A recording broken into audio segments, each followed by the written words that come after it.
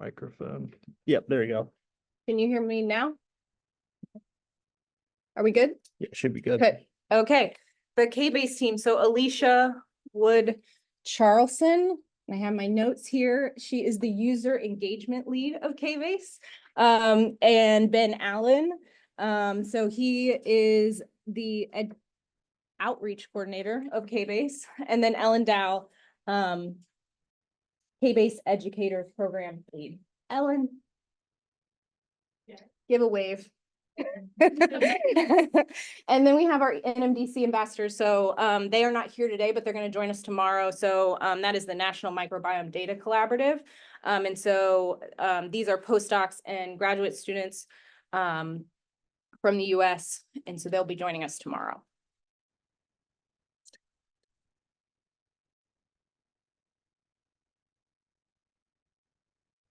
Thank you. Okay. So on the instructor note, if you have any questions throughout, you can feel free to ask any one of us and we can help you with things along the way. I also want to give a shout out to all the participants we have here. So we have 25 people in person. And so you all received ISME Travel Awards, which is very exciting to come here and to learn with us. And so all of the folks in the room are from African nations. And then also we have about 220 people online joining us. And so our virtual participants also expand us to about 50 countries worldwide. So that's very exciting that we have so many people joining us to give us different perspectives and we can all learn from each other. So this is our outline for the next 2 days. Pretty ambitious, but we're very excited about it. So today we're really focusing on going from reads to genomes. And then tomorrow we're going to talk about going from genomes to function and understanding exactly what those microbes do from a genome perspective. Also, just so we know the layout for each day, they're both the same. So from 9 until noon, which is a lunchtime, we're going to be online. So all the virtual participants will be joining us for the lecture portion. So this is just lecture based. And then the afternoon sessions are going to be, you're going to be working in groups, working with real data. And so that will be just the in-person participants. I did highlight on here, I think we sent out the schedule. We'll send it out again for those of you online. But for those in person, the orange boxes, if you're getting hungry, those are the food times. So we have some of those interspersed. Oops. So learning objectives, they pretty much follow the schedule. So today we're really focusing on understanding the theory of multi-omics, and really Kelly and Ben are going to be leading that portion. Then Ben is going to actually walk through the steps for going through each of those, taking reads to genomes in KBase on the KBase platform. And so Ben will be leading that part. And then tomorrow we're going to talk about annotation and annotation theory, as well as then putting those genomes into KBase and annotating them with DRAM. So DRAM is a tool that Kelly and I co-developed out of Colorado State University. And so we will be talking about using that within KBase and then interpreting that data and understanding that. And then we also have the NMDC folks joining us to talk about metadata standards for different types of data.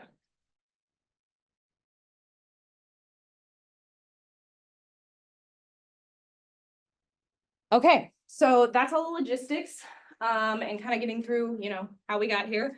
Now we're going to talk about the data that we're going to all work on and what we're going to be talking about today. So your data set today and throughout the rest of the workshop for those hands-on activities in the afternoon is the Genome Resolved Open Watersheds database. And so what that is really, it was an effort to sequence our world's rivers. And so this map is showing you all the sampling locations for the Genome Resolved Open Watersheds database. And so each point is a location, and the size of the point is the number of samples we took in that location. And so you can imagine that this sample set could not have happened by one person alone. This would take somebody a lifetime to take all of these samples.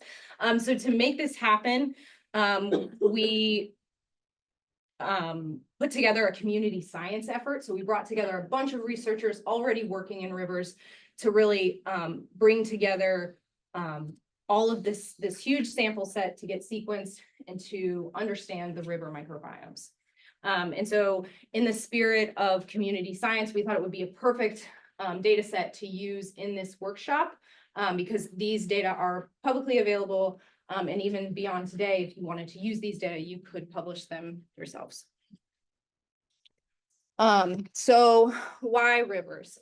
Rivers are really important to how we all live, and they have huge impacts on our lifestyles. And so you can imagine that as rivers flow from headwaters to larger order streams, they interact with the land, and they have lots of different impacts on these microbial communities. And so these microbial communities contribute to greenhouse gas production. They have implications for nutrient cycling and also processing of contaminants.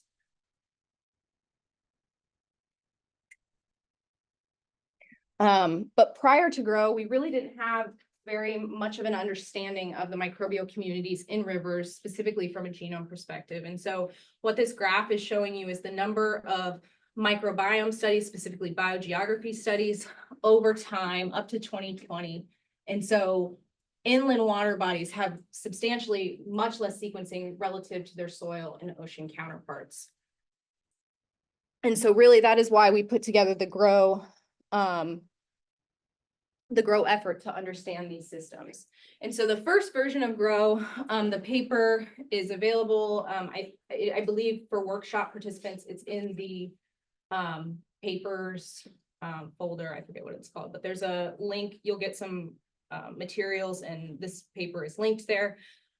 So the first version of GROW was from the United States surface waters. And so for that, we had paired metagenomics and paired metatranscriptomics. And from that, we were able to recover over 3,000 genomes from watersheds, rivers in the United States. And so this was really the first sequencing, metagenomic sequencing and recovery of genomes from so many rivers at scale. And so it allowed us to ask questions that we couldn't ask before. So things like, who are the core microbial genera, and who are the most expressed genera across rivers, as well as what are the most expressed functions and core functions expressed across rivers. But today, we are going to shift gears away from the US sample set. And being that we are in Africa, we decided to use all of our samples from Africa, which are based in the Congo.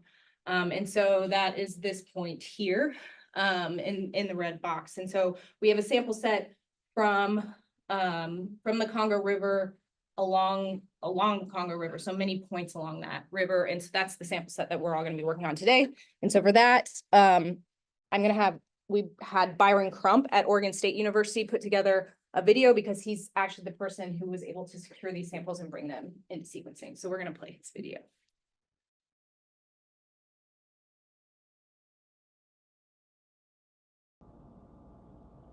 Hey everybody, I'm Byron Crump from Oregon State University, and I'm here to tell you a bit about the samples that you're using for your Metagenomics Toolkit workshop.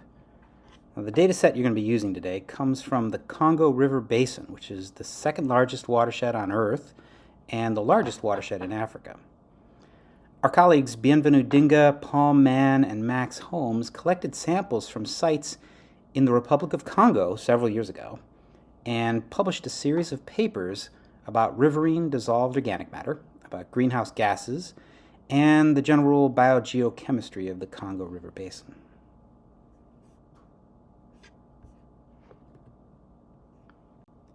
The sampling sites for this project spanned a range of stream orders, from very small first-order streams all across the basin to the main stem Congo and Brazzaville at stream order 9. Now, these sites also span a range of landscape types, particularly in the amount of wetlands, which ranged from 0 to 99% of the watersheds. Mann et al. Found that river chemistry varied with the landscape type. which appeared to influence dissolved organic matter concentration, dissolved organic matter chemistry, and greenhouse gas concentrations in the water. But they also found that chemistry varied with hydrologic regime, ranging from small streams with high flow to large rivers associated with each of the different landscape types. We used discharge estimates and watershed area to calculate the flow-weighted water travel time, that's this travel time here, for each sample. And this estimates the amount of time that water has been in the river channel at a given sampling point. So this tells us something about the average age of the water. And this time component is important from the perspective of microbes who require time to grow and adapt to the river environment. So our travel times, they ranged from less than a day in the smaller streams to almost a month in the Congo River main stem. So the biogeochemists found that the terrestrial landscape plays an important role in organic matter and greenhouse gas dynamics. So we asked this question: does landscape and hydrology structure river microbial communities? My student Ted Bambakidis used 16S ribosomal RNA gene amplicons to survey river microbiome diversity, and he produced this co-inertia plot that shows the relationships between microbial diversity at all of the sites, and they're labeled with the name of the river, between the diversity and several environmental measurements. And he found that one of the strongest relationships was with water travel time, particularly associated with the 4 largest river sites circled here in orange, the Sangha, Ubangi, Alima, and Congo rivers. So this supports our theory that river microbial communities are in constant flux, shifting from terrestrial communities that are dispersed into the river with groundwater into truly planktonic communities in the river channel itself. And all that's required for this to happen is time for the communities to grow and change. But what structures the microbiomes in all the smaller rivers and streams? We removed the 4 big river sites and reran the model and found that travel time was less important, right? Instead, we found a big gradient along the axis 1 in percent wetland cover in the upstream drainage area. And we circled those sites with greater than 50% wetland cover. So in small rivers where travel time is short and less important, landscape type and its control on river chemistry is more important in deciding the composition of river microbial communities. So our next step for this involves a taxonomic analysis of the communities to identify the dominant taxa that are in the big rivers and those that are associated with wetlands, greenhouse gases, and other variables. This is also exciting work from a natural history perspective because microbes in the Congo have not been described before, so this is the first study. So these results, they fit our model of controls on river microbial communities, which is adapted from the river continuum concept.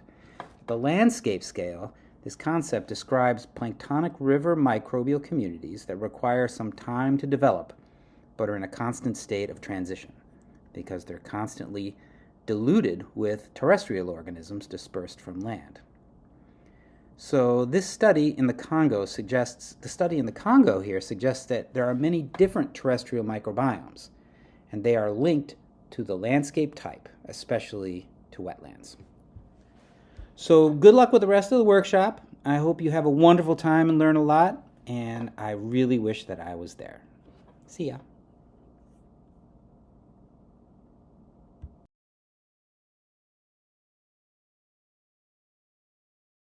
Well, good morning, everybody. My name is Benjamin Allen. I am based at Oak Ridge National Laboratory in Oak Ridge, Tennessee. And as Kayla was saying, I'm the outreach coordinator for the KBase project. So a lot of what I do is training for researchers and scientists like yourself to bring them up to speed about how to use KBase for doing genomics and metagenomics analysis. So we'll get plenty of that later this afternoon. But right now, what I want to do is just kind of introduce you all to the KBase project more generally, so you can understand what we're all about. So the kind of one sentence description of KBase is that we're a community-driven research platform for systems biology. So our goal is to create a software platform that allows for researchers to bring their data, to analyze it in the context of public data using open source bioinformatics tools, and also allow the people that develop those tools and those data sets to bring those into our platform so that you all can access their data, access those analytical features, and integrate them into your own research. So if you have experience in bioinformatics, you'll know that it's very much at the interface of computational sciences and biological sciences, and not all computer people understand biology, and not all biology people understand computers very well. So this is really an interdisciplinary project to the extent that we're trying to build a platform that's usable by biologists who may not be familiar with how to run, tools on high performance computers, or, do their own scripting and programming, and also allow those developers to serve up the tools that they're making in an environment where people are comfortable with using those tools. So KBase is funded by the United States Department of Energy, Office of Science, under the Biological and Environmental Research Wing. And there's a wide portfolio of projects that the Department of Energy funds in the biological and environmental research space. So this kind of gives you a sense of where we fit into that broader ecosystem.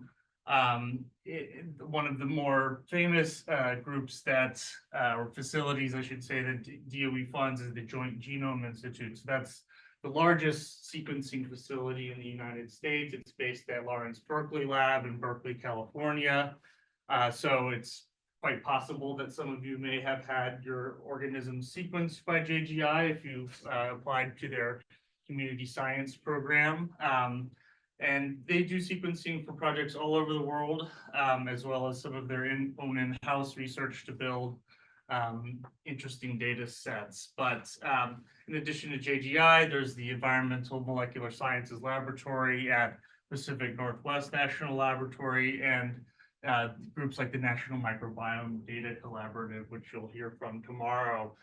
So you can kind of see that there's groups that are aggregating data, there's groups that are curating that data, and then KBase, our function is to provide data analysis and visualization for this data so that people are able to analyze this data and serve it up to other researchers to integrate into their research.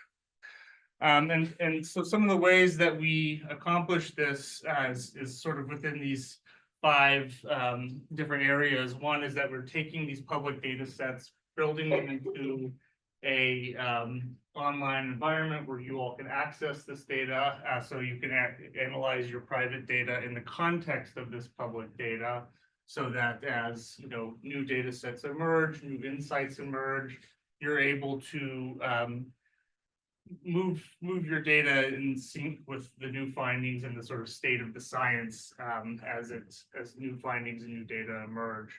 Again, we allow you to access commonly used bioinformatics tools as well as special tools that we've developed in-house at the Department of Energy facilities. And we allow you to do custom analysis. So you may have used certain bioinformatics tools that feel like, you put files in, something happens, and you get files out. We really allow people to build out a custom workflow that matches the needs for their analysis. So you don't have to be restricted necessarily by a black box per se, where you're just putting something in, something happens, and you get something out. We really try to encourage our users to think through the steps that they need and to build out their own custom analyses for whatever they're working on.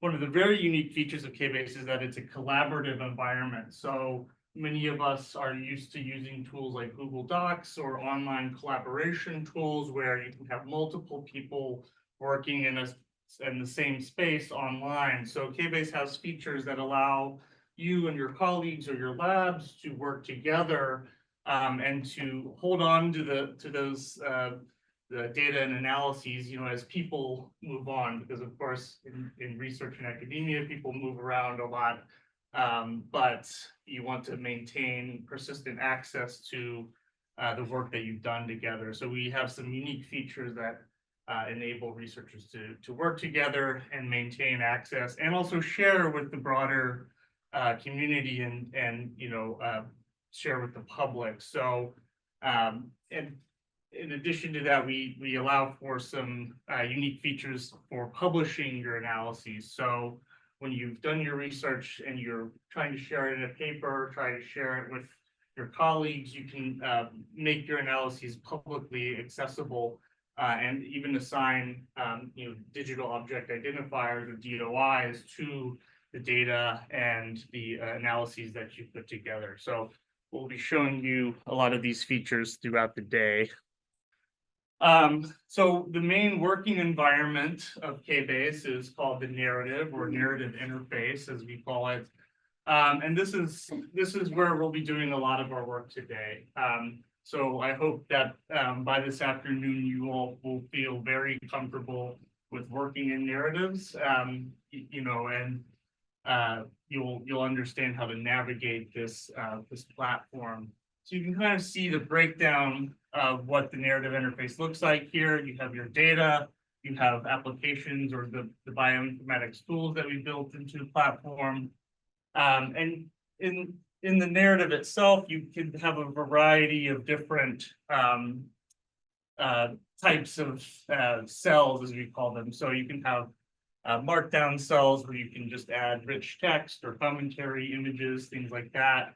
Code cells, so if you are doing any scripting or are looking to run Python code inside of the narrative, you can do that, as well as the analysis tools and data viewer tools. So the idea of this is having a digital notebook where you can have the data, your analysis, your commentary, all contained in a shareable, accessible environment that's online and accessible from anywhere.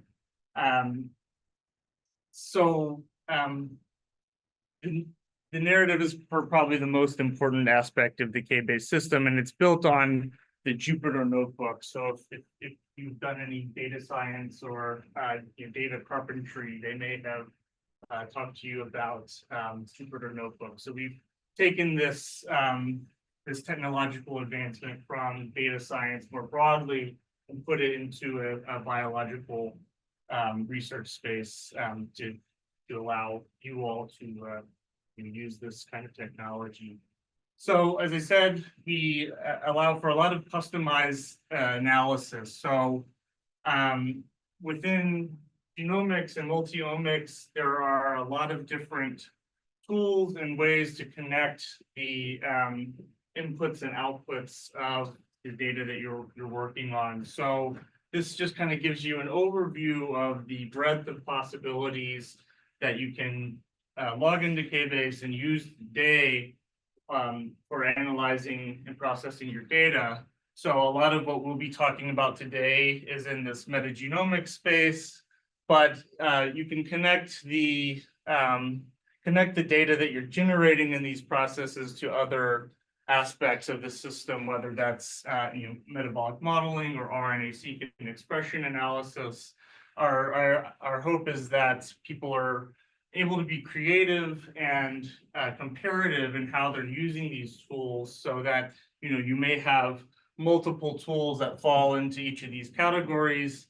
You can work through each one of these steps, compare the outputs, make decisions about how you're processing and analyzing your data downstream. So part of why we like to share this too is, when you're doing your experimental design and you're trying to think about what data do I need to drive my hypothesis or my analysis, think broadly about the kind of data that you're aggregating, so that you really run through a whole array of analysis tools so that you can kind of maximize the impact that any of the data that you're gathering and sequencing may have later on. So you have a lot of options. So this is just some overview of some of the categories of apps that we have on the system. As I mentioned, we enable third-party developers and computational biologists and bioinformaticians to integrate their tools into the platform. So the hope with that is, people are not just putting their tools on a GitHub or a online repository and hoping that biologists will come and find them later on. We're really trying to serve these tools up in an accessible way so that researchers are able to find and use these tools more easily. And what I should say is that all of these tools, this is an online platform. All of these tools, as you're running them, these are running on Department of Energy high-performance computers. So we're also providing the underlying compute for these kind of tools. So you're not having to build your own array of servers or trying to invest in these kind of computers expire very quickly, right? They're, to make these kind of investments, can burn up a lot of money that would be better spent on wider sampling, or sequencing for your experiment. So we're really trying to provide access to the computational infrastructure that the Department of Energy is quite famous for. We have some of the fastest supercomputers in the world at facilities like Oak Ridge, Oregon, and Berkeley. So, but if you're not able to access those things, and scientists are not able to access those computers, they're just kind of locked behind our own laboratories. So we're really trying to democratize access to the computational infrastructure that you all, especially in genomic space, you need pretty powerful computers and pretty large databases to do the kind of one versus all or all versus all analyses that drive our science. I'll show you this more practically later on, but as I said, the idea of KBase is enabling you all to analyze your private data in the context of public data.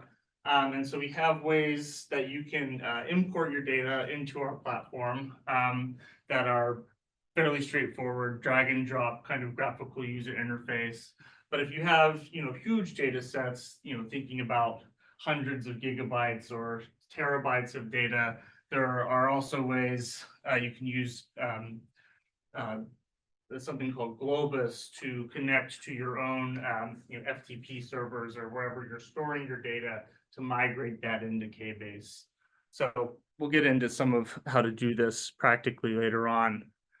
As I mentioned, though, there are, of course, whether it's EBI or NCBI in the United States or JGI, there are large user facilities that are producing tons of data. And, the way that you access this now is that you might go to JGI's genome portal and try to search for your genomes of interest, or try to search for environments of interest, and then you're downloading them to your computer, and maybe you're doing a good job of organizing it, maybe you're not. It's tough to build your own databases. So a big objective of ours is, why don't we just pull these databases into a common platform where it's available and it's accessible, and it's integrated with the kind of tools that are sometimes dependent on these databases. So we integrate data from public resources into the platform. So this is just a couple of examples. So there's 200,000 or so bacterial and archaeal genomes from NCBI. RefSeq on the platform right now. There's also plant and fungal genomes from JGIs, phytosome and microcosm collections. And as new projects, new user facilities come online, we are trying to work with them to pull their databases into KBase so that they're accessible. So this is just example of additional JGI resources for microbiome and viral genomics, as well as NMDC and samples from the ESS Dive project. So as I mentioned, we have collaborative features. We will all be using this as we use the narratives that we've put together for this workshop, but this is just showing ways that you can share and provide levels of access to your narrative. So if you're working with your colleagues or other people that you're trying to share your data with, you can have different levels of permissions for accessing your narrative. So you can make them public, you can keep them private, you can share them with individual users. And you can also build out your lab or your institution or your project. You can contain all of the narratives and users for a given project in what we call organizations. So you may have multiple narratives with lots of people that are in your lab or your students that you're trying to provide access to a given set of data and analyses. These organizations allow you to serve up and control access to what you've done on the platform.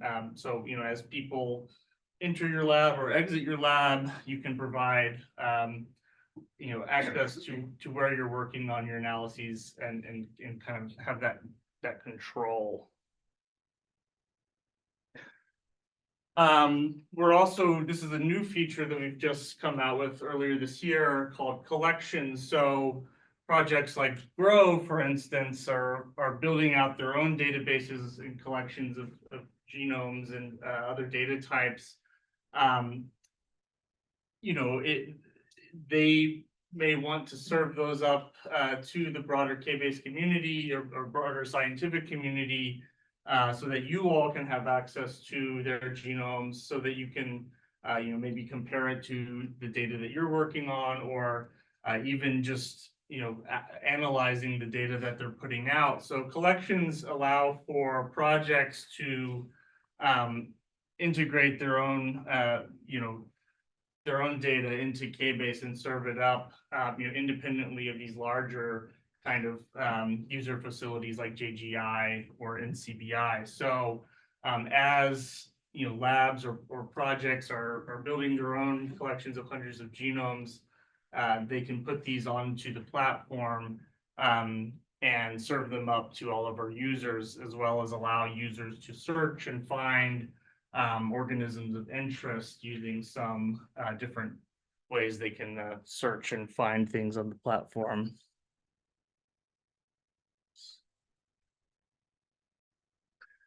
And yeah, sorry, you can't see one, but there's some different ways you can look at where genomes are being sourced from. There's ways you can look at the quality of the genomes and so on.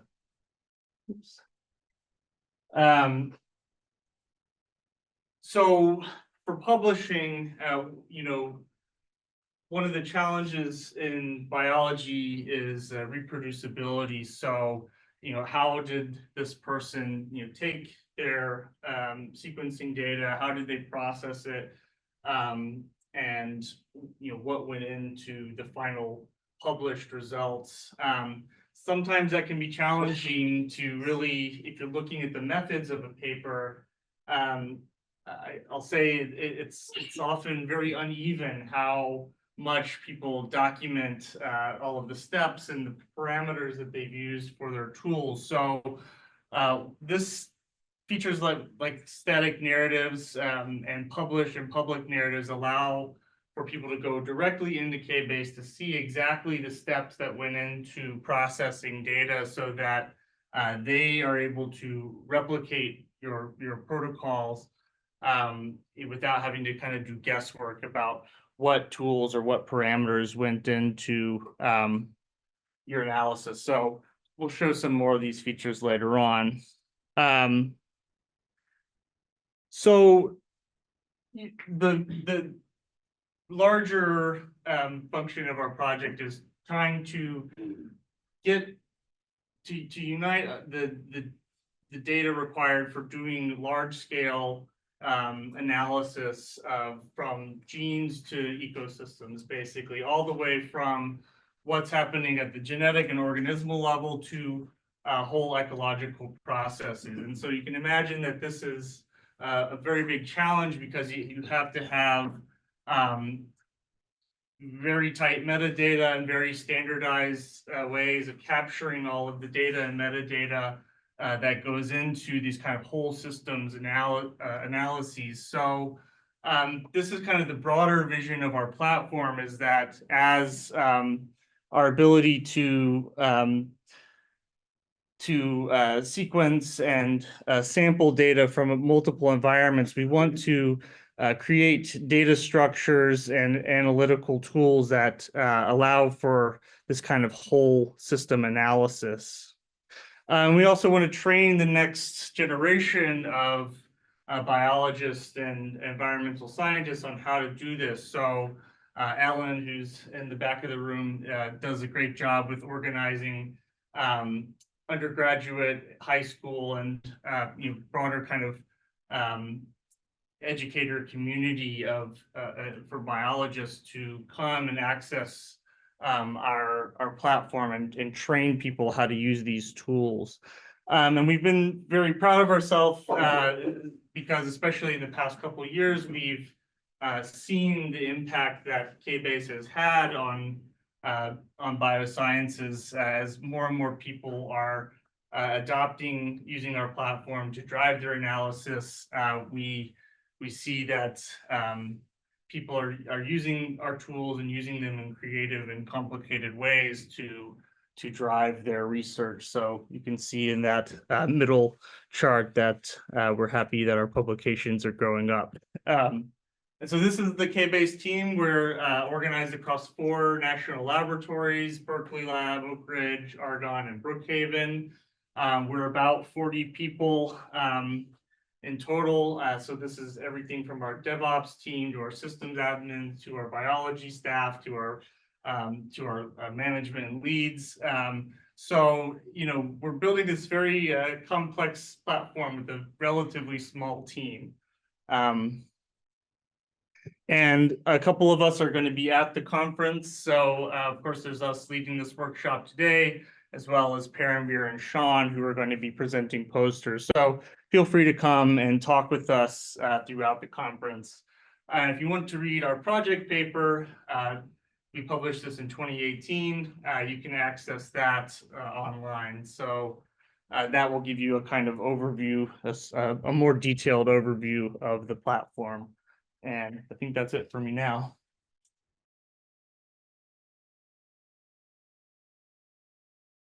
So my goal for today is to talk about, my lab, the kind of the bread and butter of what my lab does is metagenomics. And so we think deeply about how you work with this data. We think deeply about how you teach with this data. And so I'm really excited to share it with you and to be part of this KBase team.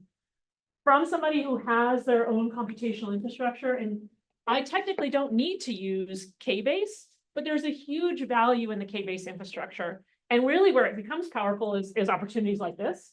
But also for those of you that are educators or thinking about being educators, having access to this KBase platform, I use it in teaching. Because now I don't have to set up my servers and log all these students in. It makes these kind of GUI interfaces. You have all the software there. I don't have to have a hardware person worry about installing all this stuff on. And you have access to data sets that are world-renowned data sets that people have said, please use me. And so it's a great kind of portfolio to know about, to use in kind of your own labs or in your teaching environments. So I just wanted to give that shout out. And I think if you go back over those slides that Ben gave, all of that data is in there, but I know there was a lot of information coming at you, and so it might not have all sunk in. Okay, so here's my email address. I'm at Colorado State. Mikayla and I co-run the Microbial Ecosystems Lab, so we're both PIs in that team. And our lab primarily focuses on all things methane. So if it's a human gut, if it's a ruminant gut, if it's a moose gut, I really like moose. It doesn't matter what kind of ecosystem. We work a lot in wetlands. We've worked in deep shales. So we're sort of what we would describe as ecosystem agnostic. In fact, you can give me any ecosystem and I can generally find something I like in that ecosystem. So if you have a favorite ecosystem, we can always talk over lunch about how you would do this. I want you to appreciate when you do metagenomics, it's not, we're going to show you this parts list and we're going to make it seem like one size fits all. You all know, you're microbiologists, you know, you get into every new system. It's like, oh, well, everything I just did before doesn't always work here. And so I want you to appreciate the one size fits all, but we can also tune and talk about how you would tune things to your specific ecosystems at lunch or at the networking events or other places today. So we're going to start with the definition that we're going to use in this room today for microbiome. And you can ask 10 people who define themselves as microbiome scientists what the definition of a microbiome is, and you can probably get 10 different explanations. And so we're talking about the study of microorganisms in the context of their habitat. And so for us, central to the organisms is this genomic perspective. And we'll talk about how I think many of us are comfortable with how that's revolutionized the value that we play on microbes within our bodies and within the ecosystems around us. But also this includes the chemical and other environmental conditions. And so one of the things, when you work with microbiome data is, and Ben was alluding to this, is incorporating other metadata and incorporating other data into it.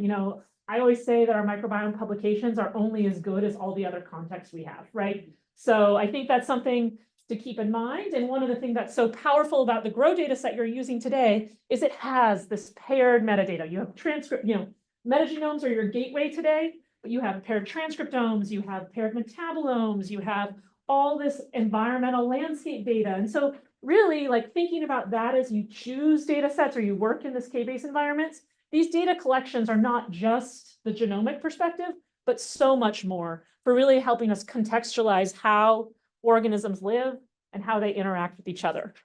We are definitely taking a bacterial and archaeal focused view today. So I want to get our biases up front. It's a bias I have every part of my life. We dabble on some viruses. You can do a lot of great viral work. And the tool you'll be learning about annotations today in DRAM, that is actually interoperable in KBase with the viral ecosystem they have. So if you're a viral or phage person and that's your passion, there is a similar pipelines to what you're learning today for the viral side of the world. Fungi, you guys even dabble in. I don't know as much about the fungal side. Our metagenomics tools do have some biases, and an area that we're trying to overcome is our ability to work with eukaryotic genomes. They have enhanced complexity, which makes it harder for some of the stuff that we're going to be talking about. Assembly and binning, a lot of the tools that you're going to be learning work well for microbial genomes, but they don't work as well for eukaryotic genomes today off the shelf. So I wanted to acknowledge that. And so we're living in a really exciting time to be microbiologists. And I spent last night trying, I like to get distracted when I put slide decks together, and I also have jet lag. And so I spent a lot of time looking for commercials in Africa because in the US, we have a lot of really bad commercials about the power of the microbiome. But I couldn't find any. So maybe you guys haven't been plagued by this. Have you guys been plagued by these yet? Okay, right. It's like, we're promising. There's this guilt I feel as a microbiome scientist, because there's part of me that's I want to support the hype because I know there is the potential. But I also want to be I don't want to be a used car salesman that's propagating misinformation as a scientist, right? So I feel almost it's the first time that the public's perception of what the microbiome can do maybe even further ahead of where our scientific data is. And so it's a really exciting time for us to be a microbiome scientist, but it's also, I carry this badge that I have to be extra careful in my interpretations and extra diligent in what I'm saying about the microbiomes. But the reason why is because microbes are everywhere. It doesn't matter if you're talking about inside your own body, you're talking about your health. If your parents are my parents are now at the age where they're going to the doctors and they're in their 70s and 80s. And they're really they're getting advice about how to manage their microbiomes as part of the managing their own bodies and their own health systems. I think that, my mom, for the first time, might know what I do. I think she told everybody I did cancer for like the last 20 years of my life. I'm 47 years old, and like literally people be like, oh, you work in cancer. It's like, don't work in cancer, never worked in cancer. But like my mom understands now the word microbiome, right? She understands that she can eat kimchi and yogurt, and there's good things in there that are good for her body. So like we've come a long way. And so the point is that I want you to reflect that I think the tool that you're going to learn today is instrumental in that kind of belief system that is pervasive in society. And so metagenomics, I believe, is a gateway that really allowed us to open up the world of microbiology and also what those microbes are doing. So we're moving beyond this kind of name list to now like, oh, hey, those microbes can do this function. They can produce short-chain fatty acids. Those short-chain fatty acids are good for my gut health. And so we can now appreciate what microbes are doing. So they are everywhere. They catalyze the ecosystem functions. And there is just so much hype about the microbiome. I think it's exciting. So we can look at it, with skepticism. We can look at it as the promise. But I think it's a fun time to be a microbiome scientist. So I think Byron, you heard a little snippet from Byron about the samples. I just kind of wanted to reiterate what happened and why this is such a powerful tool. I think we're all familiar with it. I came from a culturing background. So I came from a clinical background. I did 20 years basically in this space. And so we would culture a lot of microbes, and we had the benefit of working in the human system of knowing how to culture these microbes. But when we stepped out into soils, or we stepped out into marine systems or all these other environments, we didn't have those same benefits. And so we were missing a lot of what that microbial diversity was and does.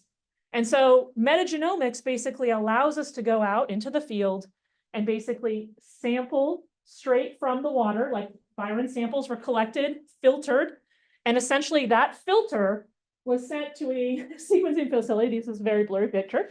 But sent to a sequencing facility, and we could now acquire the genomes. So we no longer had to cultivate and have this cultivation bias. We are allowed now to profile, assuming we could profile all the genomic content on that filter.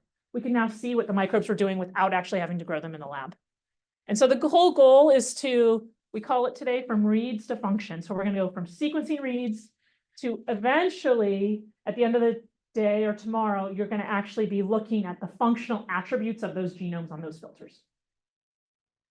Okay, so I want to learn about you. And if I was to say my science fiction, so okay, we're going to understand there's a little bit of hype in the microbiome. But if I'm going to say like in 10 years, I believe microbiome science will be, I want to use my knowledge of microbiome science to control methane mitigation from ecosystems.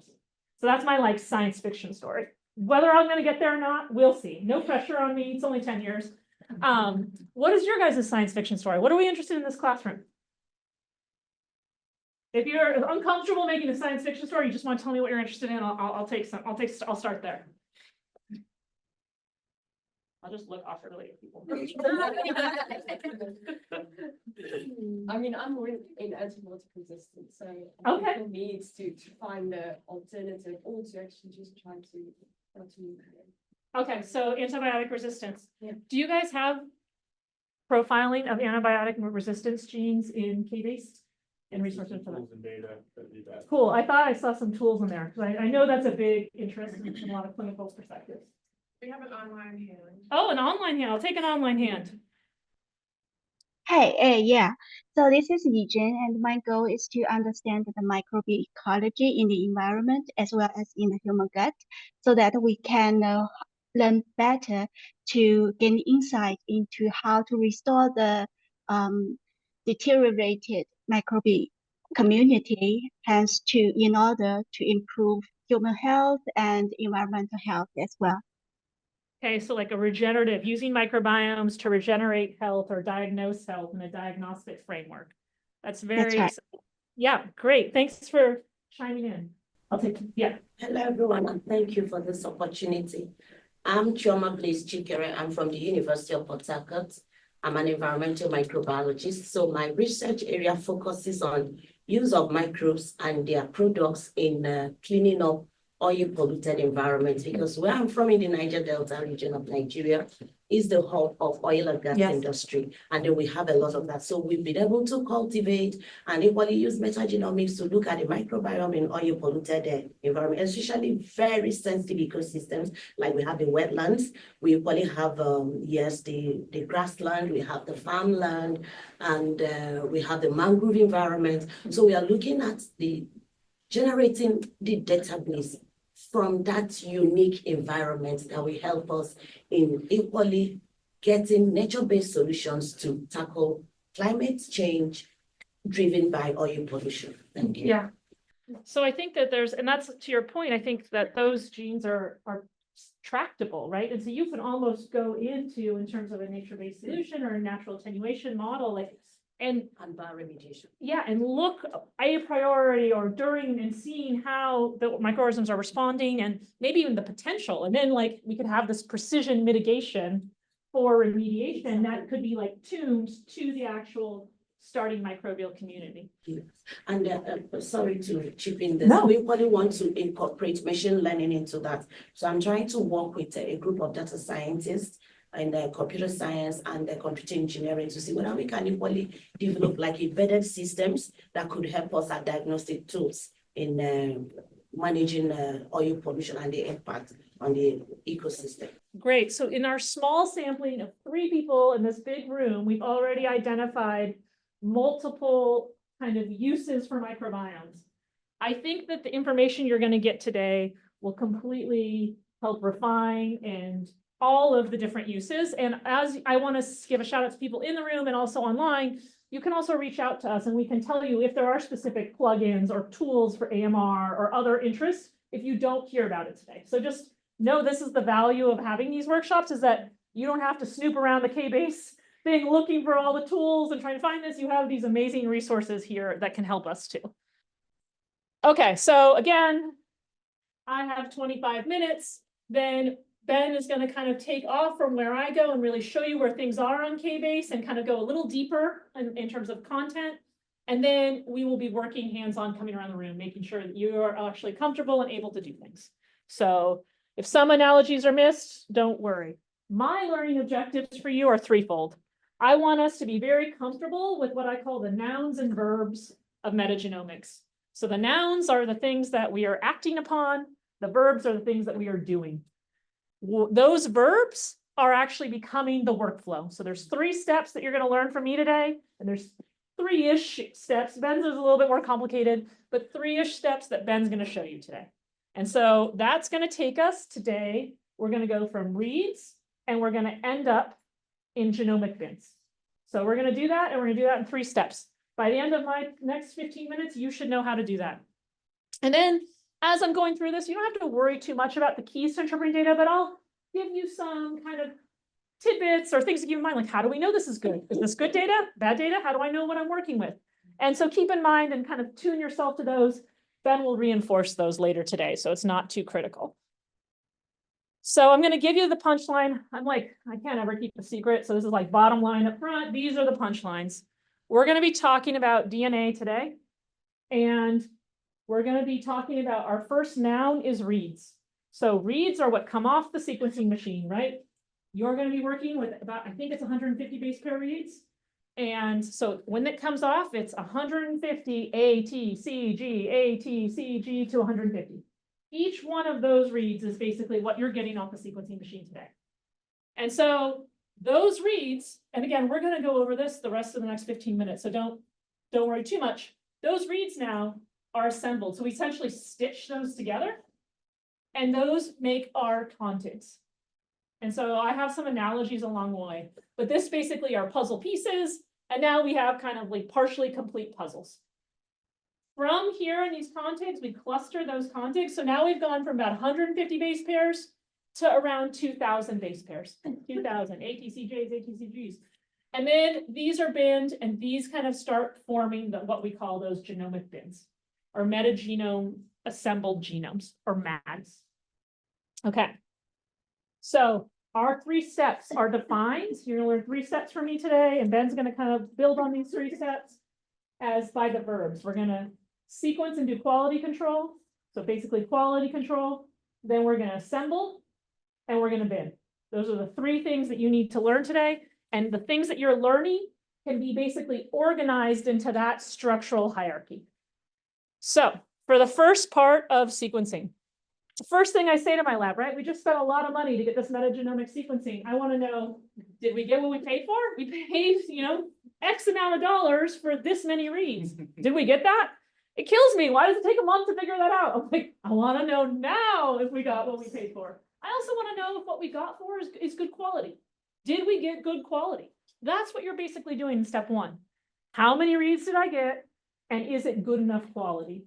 And we, basically as you go into the assembler, data in, data out. You put poop into that assembler, you're going to get poop out, right? And so we want to clean those reads before it goes into the assembly. And so that is what you're doing in step one. You're basically just trimming. We'll talk about what that means and why it's called trimming as cleaning, but it's basically quality control. So step one is just how many reads. And this is actually really powerful. I think it's probably the most powerful thing if you run a group or you're trying to keep a project on budget. Is basically going back to the sequencing facility because they often don't do this for you. And basically making sure that you get what you pay for. And so, again, Ben's going to do this in a lot more detail today, but I'm just giving you the things. And so the first thing we want to look at is the total sequences. And so the trimmer that you're going to be using, oh, you guys are using Trim-O-Matic. Okay, so we're using a tool. Again, you're going to hear a lot about tools, but the tool that you're using is Trim-O-Matic. So your reads come off and they're 150 base pairs. And then you get basically a read report. You get a report using FastQC. It gives you a report of how many reads are in that data set. So it just kind of outputs everything that's in that data set. This is an example of that report. It's 2 pages because you've got forward and reverse reads. And all it's doing is it's basically looking at the total number in the report. So this is your forward side. You have 2 pages, so there's a reverse side. And then you'll have a read length. And when I think about sequencing, I don't think of millions of reads. I think of gigabase pairs. That's just how my brain works. And so I make my lab convert everything to total gigs of sequencing. And so they'll do the total reads, which is how many reads you got off, and then mount a base pairs of those reads. And that is then the gigabase pairs, the base pairs of sequencing that you got. And so oftentimes when I'm working with the sequencing facility, I'll say, okay, we're going to sequence, 12 gigs per sample. Now, the first thing I ask my students to do is tell me, did we get 12 gigs plus or minus 10%? I give 10% error either way. Usually, if it's way higher, we don't complain. But if it's way lower, you can go back to the facility and say, hey, I need to talk to you. I need to rerun this. But what you'll see, it's not just the raw reads coming off the machine, because sometimes you'll get a lot of raw reads coming off the machine. So this is, we haven't quality checked them. We haven't looked at them. The next step is actually the quality control step. And so say you paid for 12 gigs of sequencing, gigabase pairs of sequencing, and you get 12 gigabase pairs of sequencing, but then you go through QC.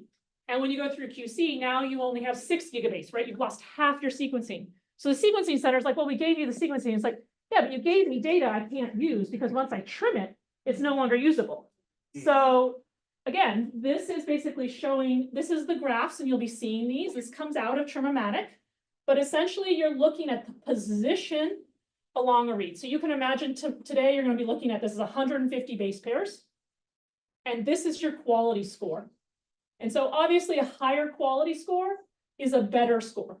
This is pretty common profile for reads. So you lose a fair amount through trimming, okay? Why we call it trimming instead of quality scoring is because where does it happen? You can see that just by the nature of sequencing, we are more error prone as the sequencing goes along. And so as we get further along the read length, you have a greater proportion, greater variability in your dates. So the cool thing about Trim-O-Matic is it gives you the total reads you have, and then it gives you a profile after it's done the trimming. Oops, I forgot to move this one. So you get basically a profile. You can see now we have a ton of error. Now we have very low error all the way through. We have much higher quality data going into your assembly. You can then go back to and compare your reads before and after and make sure the quality that you paid for is what you actually received. Does that make sense? I will say most sequencing facilities, sometimes we work really hard to get samples, right? We're extracting, we have to beat these samples up just to get the DNA out because there's all this other colloids, there's all those other things binding. We don't have a lot of sample mass. And so sometimes the sequencing facility will let us know ahead of time. hey, your library isn't so good. Do you want us to proceed with sequencing? And in those cases, we take what we get. We're just happy we got something and we work with it. So you can work with imperfect data, but this is, in a perfect world, if you're not sample limited, those are kinds of conversations that you should be having with your sequencing facility. Okay, so you've come out of quality control. You now know you have enough reads to kind of go into the next parts of the assembly. We are teaching you metagenomics from a genome resolved view today. I want to acknowledge that there's a whole other camp, which is sometimes you may not have enough reads to do assembly-based sequencing. And that's fine. There's a lot of power in basically doing assemblies and then not going to the binning stage. And so you can stop here and also do the annotation and the things that you're going to be hearing about today. We can talk about when to make that decision or why not. And there's a lot of sample sets that we have that we want to proceed to binning, but we don't have the right data set for it. So that's just the nature of science, and we make those decisions. Okay, so trimmed reads, we now have about 150 base pairs at the max, maybe 120 because we trimmed off some of that junk on the back. We're now going into the assembly and we're making contigs. The analogy I use for doing assembly is like doing a puzzle without a cover. So now we have all of these reads in a box, and we basically have to stitch them together into their kind of like-minded things to make our genomes.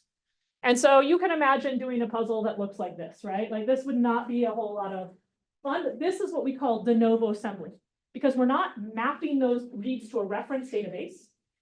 Some cases you could, if you were doing antibiotic resistance genes or you had specific genes that you were targeting, you might have a database of those genes and you could maybe map your reads and not do the assembly based. Today, we're going to do the assembly based approach.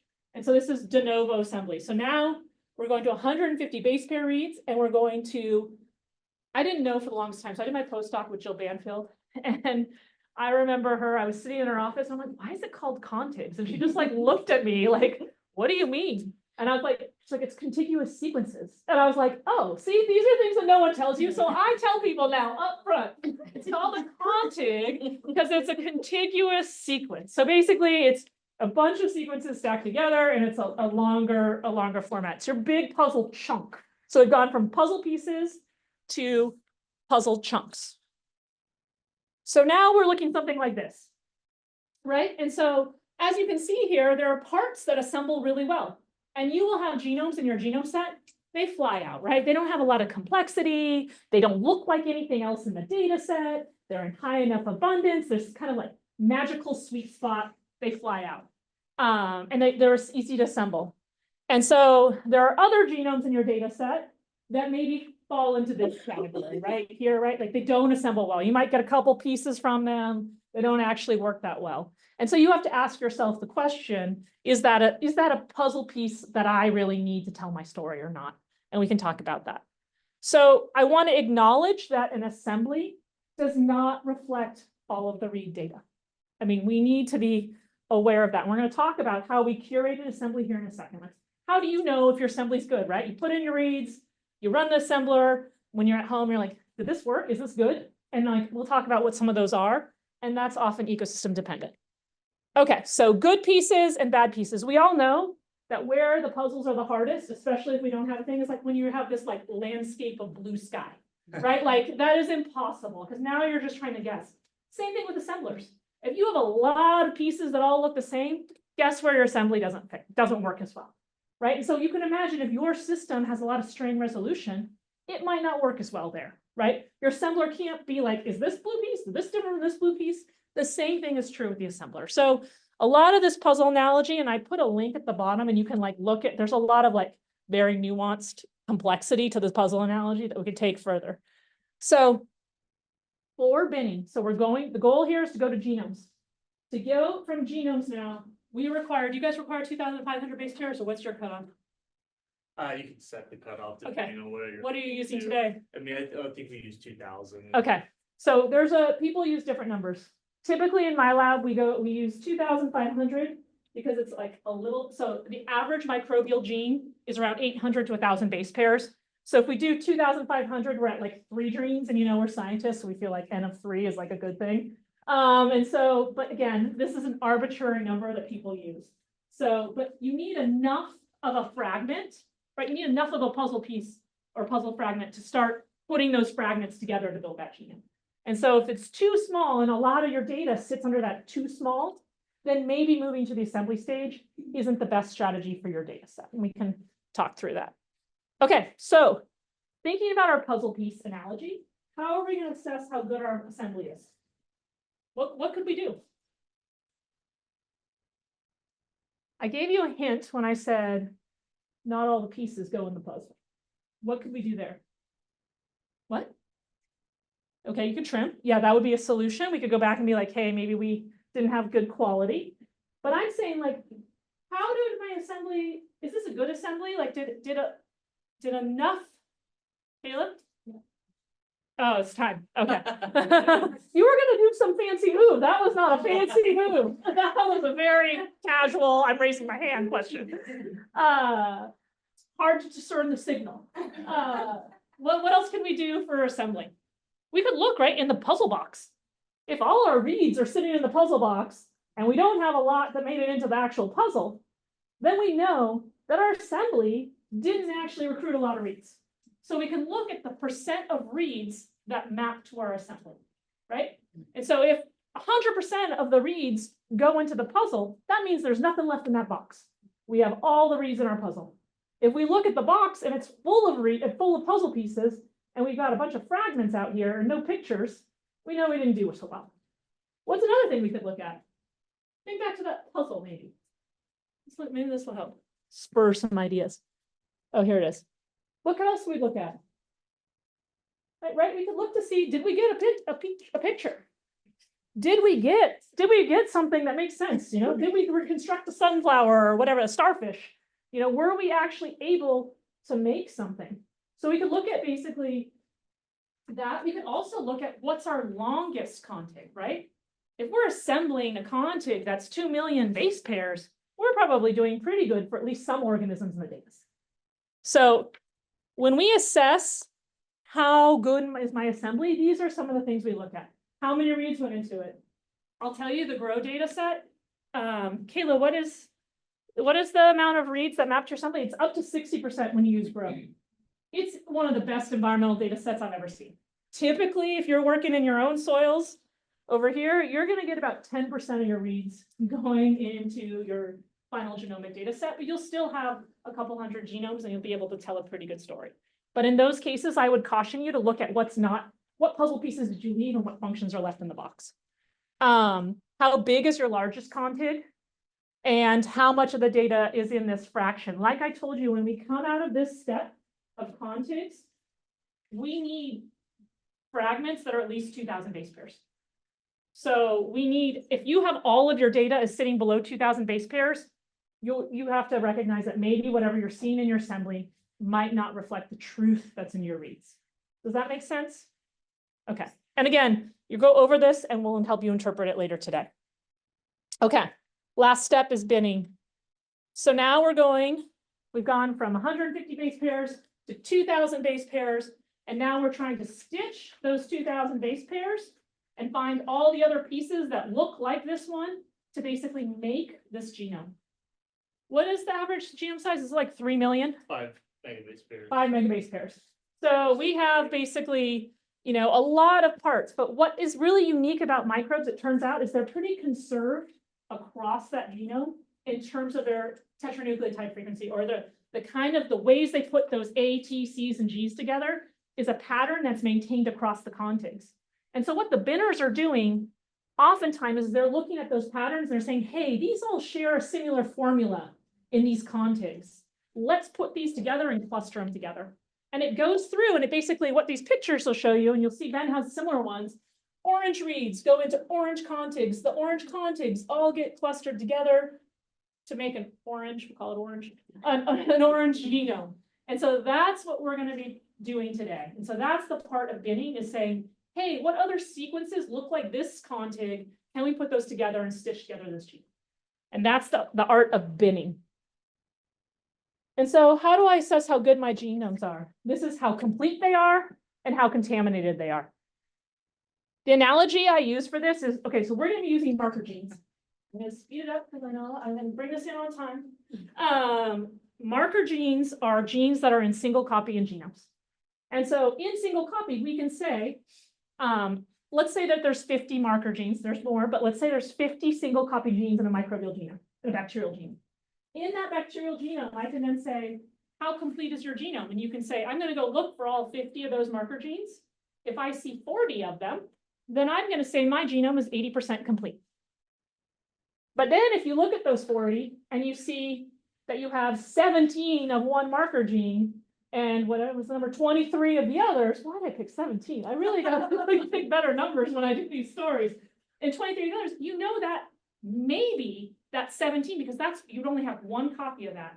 You may have some contamination in your genome. So you're looking at how complete is a genome and how contaminated is your genome. Fortunately for us, there's cutoffs that basically the scientific community has said for what makes a high quality genome, what makes a medium quality genome. Most people today only report medium and high quality genome content when they report in their papers. It's anywhere, typically, I think the cutoffs you're going to see us use today is greater than 50% for completion and less than 10% for contamination. And that's the medium quality, high quality. So you can imagine in terms of the marker genes that in our analogy, you could look at this duck. And if you were using marker genes, you would say a bill, webbed feet, and a tail distinguish a duck. And if you got into the duck and you actually saw all of these other features like a tail and other things, this would be contaminating features. And you would know you no longer had a duck. I want to acknowledge that metagenomics has a problem. And I don't want to say it's a panacea, right? Metagenomics, we're putting all those contexts together and we're doing the best we can with the software we have available. But sometimes you get something that looks like this. It has a bill, but then when you look a little bit deeper, it has 4 legs, not 2. It has wings that weren't sampled. It has all this missing information. And so you have to make decisions based on, is this a chimera? Did you kind of fuse these 2 organisms together? That happens less with the software tools we have. They're pretty restrictive today. But it can also allow us to discover new things as well in the case of something like a platypus. So I just wanted to remind you there's a lot of power in metagenomics. It allows us to go into systems and sample things we've never seen before, like platypus, even with the marker genes. And I will tell you, when Jill Banfield and I published that paper in Science where we found this like whole side of the tree of life, we used those marker genes to be like, wow, what is this? It looks like nothing we've ever seen before. It was the walking, breathing platypus. But it took us a long time to convince ourselves that we had a platypus and not a chimera. And it took us a long time to convince reviewers that we had a platypus and not a chimera. And so it is something that you will be up against, and it's something that you should know about the power of the marker genes to discern. Again, this is the example of the output. This is the number of markers. This is basically the marker sets, and you'll see the completeness and the contamination scores today. So completeness and contamination is how you're going to assess your genome bins, and Ben will walk you through that more. So in summarizing, I hope that we've kind of going in today's session comfortable with the nouns. What size is a read? What's the average size of a read today that you'll be working with? You remember? 150. See, I'm very good at repeating myself. It's not very good for social situations. It turns out to be really good for teaching. Really annoying hang out and have drinks and make the same stories all the time. Contig. What size is the cutoff that we're using for contig today? 2,000. 2,500. We were a little confused ourselves on that. So you're in the ballpark, a couple thousand. And then we're striving towards getting metagenome assembled genomes, MAGs. We don't call those genomes, and we have to be very careful because a genome is derived from a single lineage going in, and we recognize that there's some bias in stitching, a bias in binning, and so we call those MAGs or we call those bins. I've gotten in a lot of trouble by reviewers. It really upsets them. We call them MAGs now in my lab. We're very strict about this. You're going to be using 3 steps today. I want you to be thinking about, you're going to do quality control, making sure you get your money's worth. You're going to be going into your assembly. You're going to put those puzzle pieces together, from pieces to chunks. And then you're going to be looking at some genomes at the end of the day. Tomorrow, we're going to take, now what? Now you get to do the science tomorrow. You're going to be looking at function and stuff. But today, we're going to get you to where you need to go. Sequencing, assembly, and binning is where you're going. And maybe some of those ideas about quality control of your reads, of how to assess your assembly and all those things will stick in your brain as you move forward with Ben, but if not, you're going to hear it multiple times today. Okay, and with that, I'm done.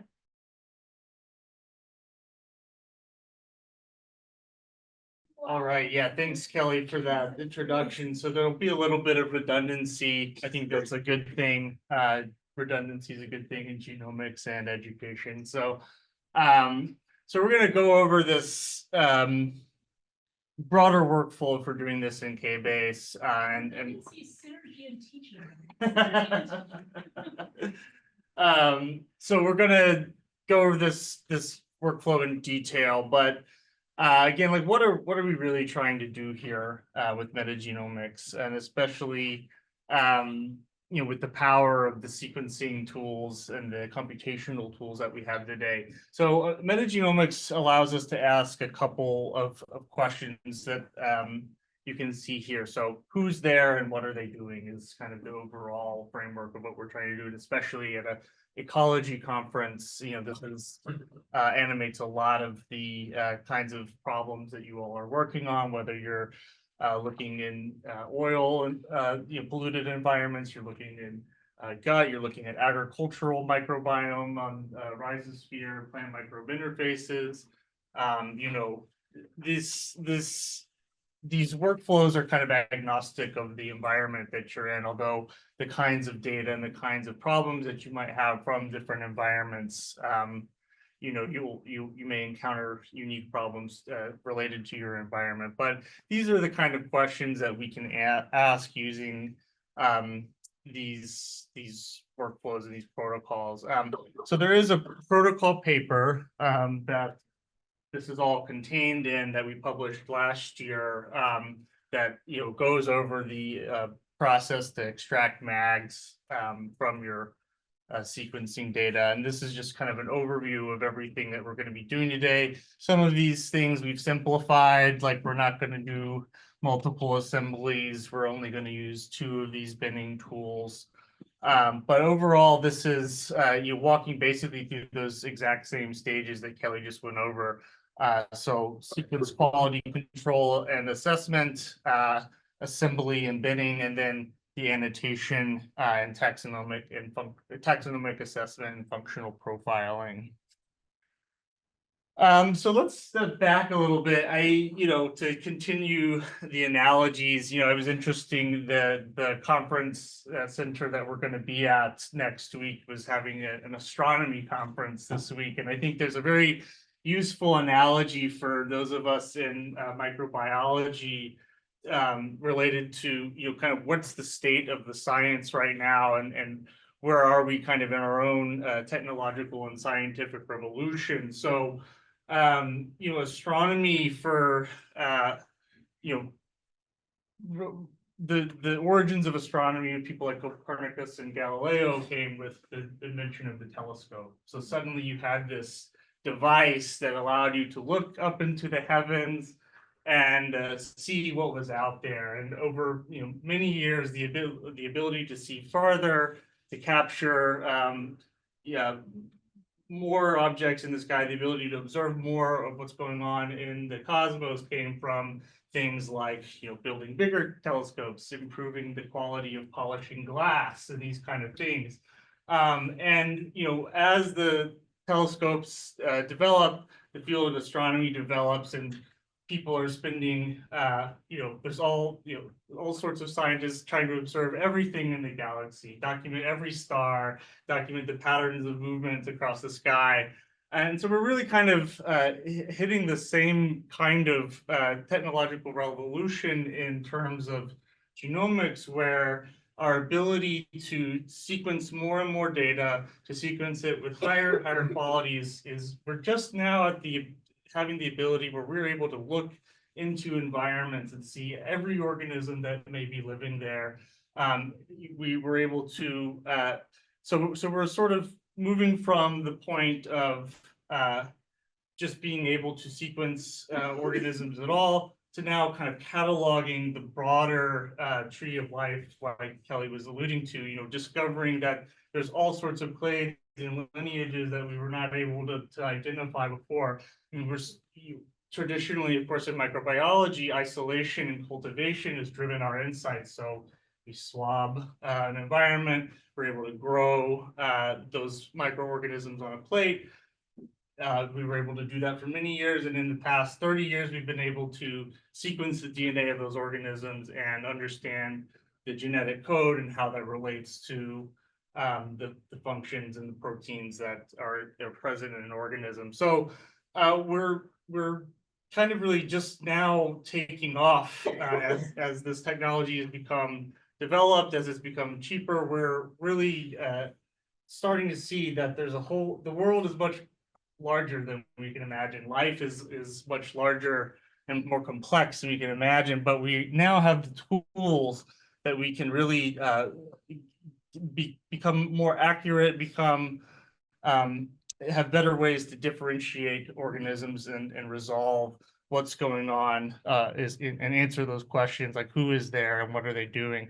So this is just, I'm showing some charts here that really show what where we're at in the state of the science. This is looking at the National Center for Biotechnology Information. That's the American institute that organizes all of this data, the sequencing read archive. So anytime there's a publicly funded sequencing project, that data goes into the sequencing read archive. So you can see, especially with the development and propagation of Illumina sequencers, you see around 2016, just this takeoff of how much data is being generated and put into the public archives. This is actually from an older paper, kind of modeling that this was going to happen. And it's kind of comparing it to some, historical estimates. And in particular, there's what's called Moore's Law. Is anyone familiar with Moore's Law? Who knows what Moore's Law is? It comes from computational science. Moore's Law describes the number of transistors that can be put into a unit of space on a microchip. So as microchips are developing, the ability to put more and more transistors into a smaller and smaller area correspond with the development of computational power, because more transistors equals faster processors and more powerful computers. So it's kind of seen as being the standard by which technological progress is measured, as a certain rate of change in how many transistors you can fit in a certain amount of space. Well, this is just comparing the kind of development of sequencing technology to Moore's Law. So this is DNA sequencing is actually developing faster than the development of computer processors. So you can really see how at the end of the 2000s, it just really takes off with how much this is measuring in terms of cost, but the cost of sequencing a megabase or a million base pairs of DNA sequencing has just dropped dramatically. And now people are doing this all over the world. So this is, of course, developed over many years.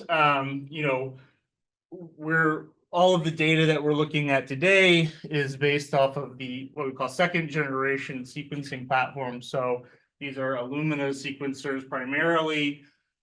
We're now entering a new kind of phase that I think has a lot of people excited, which is what we call long read sequencing. So Sanger sequencing was the first generation, and basically Fred Sanger in the late 1970s developed this way to very slowly but very accurately sequence about 1,000 bases of genetic data, but the total quantity was not really there, so it was difficult to do whole genome sequencing up until basically the 2000s. And of course, people often ask about, well, why does the Department of Energy care about biology and genome sequencing? But the Human Genome Project, which was, of course, the kind of first large-scale international effort to sequence the human genome and develop all of this technology,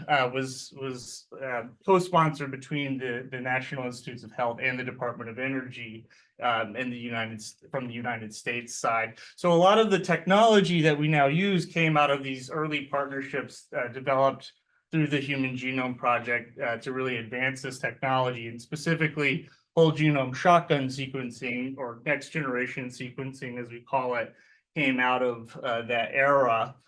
The first bacteria that was sequenced was Haemophilus influenzae. I think that was 1996. So that was the first bacterial genome that was published. And that was, it took a decade to get to that point. Now you can go from taking an isolate, sequencing its data, and doing quality control, assembly, annotation in a week.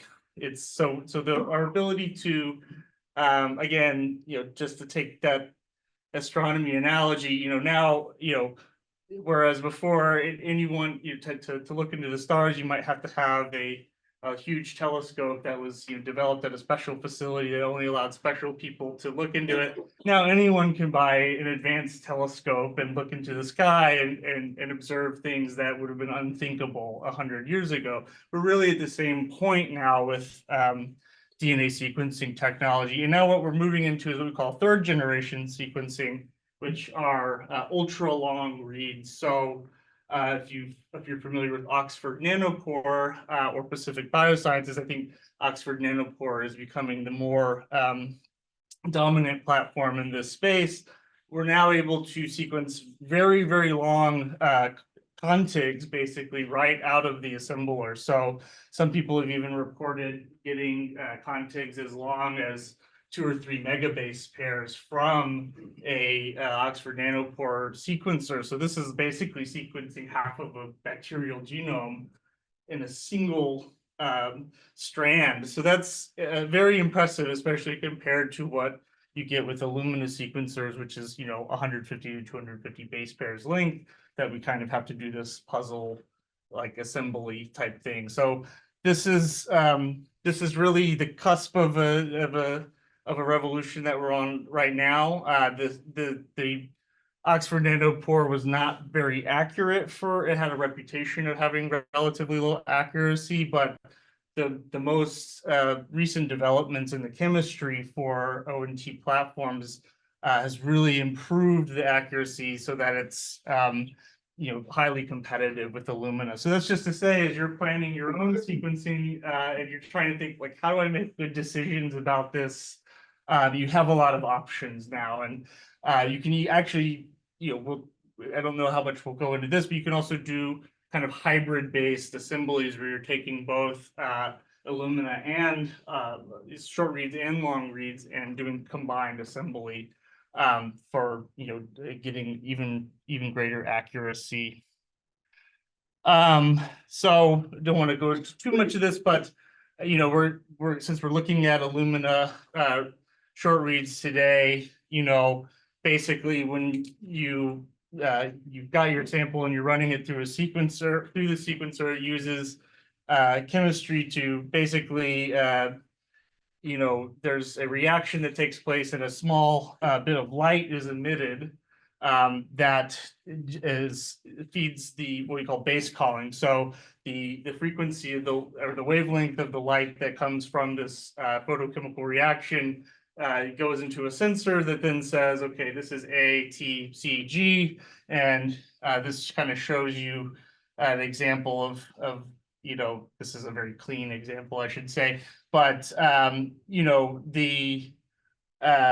each one of these bases is called based off of the signature of the wavelength that's emitted from this process. So with high quality data, it's very clear which base is being called. Sometimes there are errors in which base is called, or maybe it's hard to see here, but there's like some smaller little signatures that are popping up that are lower amplitude than these the main peaks here. This affects the confidence of the base calling. So that these scores here, these are called Phred scores, PHRED. These were ways to basically assess the amplitude of each one of these signatures of each sequence. So this is kind of how Illumina sequencers work.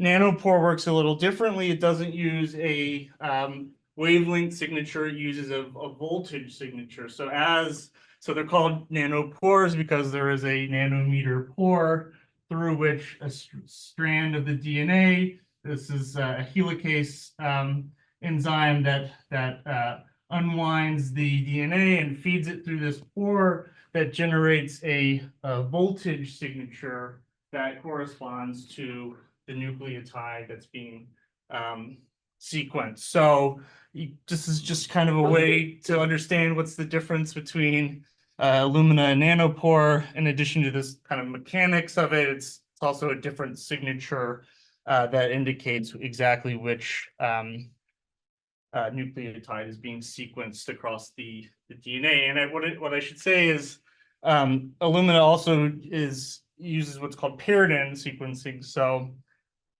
there's a forward strand and a reverse strand that gets sequenced with every fragment that goes in, whereas Illumina is a single end. So this is just looking at a single strand going in. So Kelly mentioned this already with doing quality assessment and control. So the two tools that we're going to be looking at for this in KBase are FastQC and Trim-O-Matic. Just wanted to show here, we can, oops, let me go back. Oh, I see. Yes, let me go. I was going to show a real example. This is real raw data that is not great quality. This is something I'm working on with a collaborator, and they're like trying to do an assembly. And I saw this, I was like, oh no.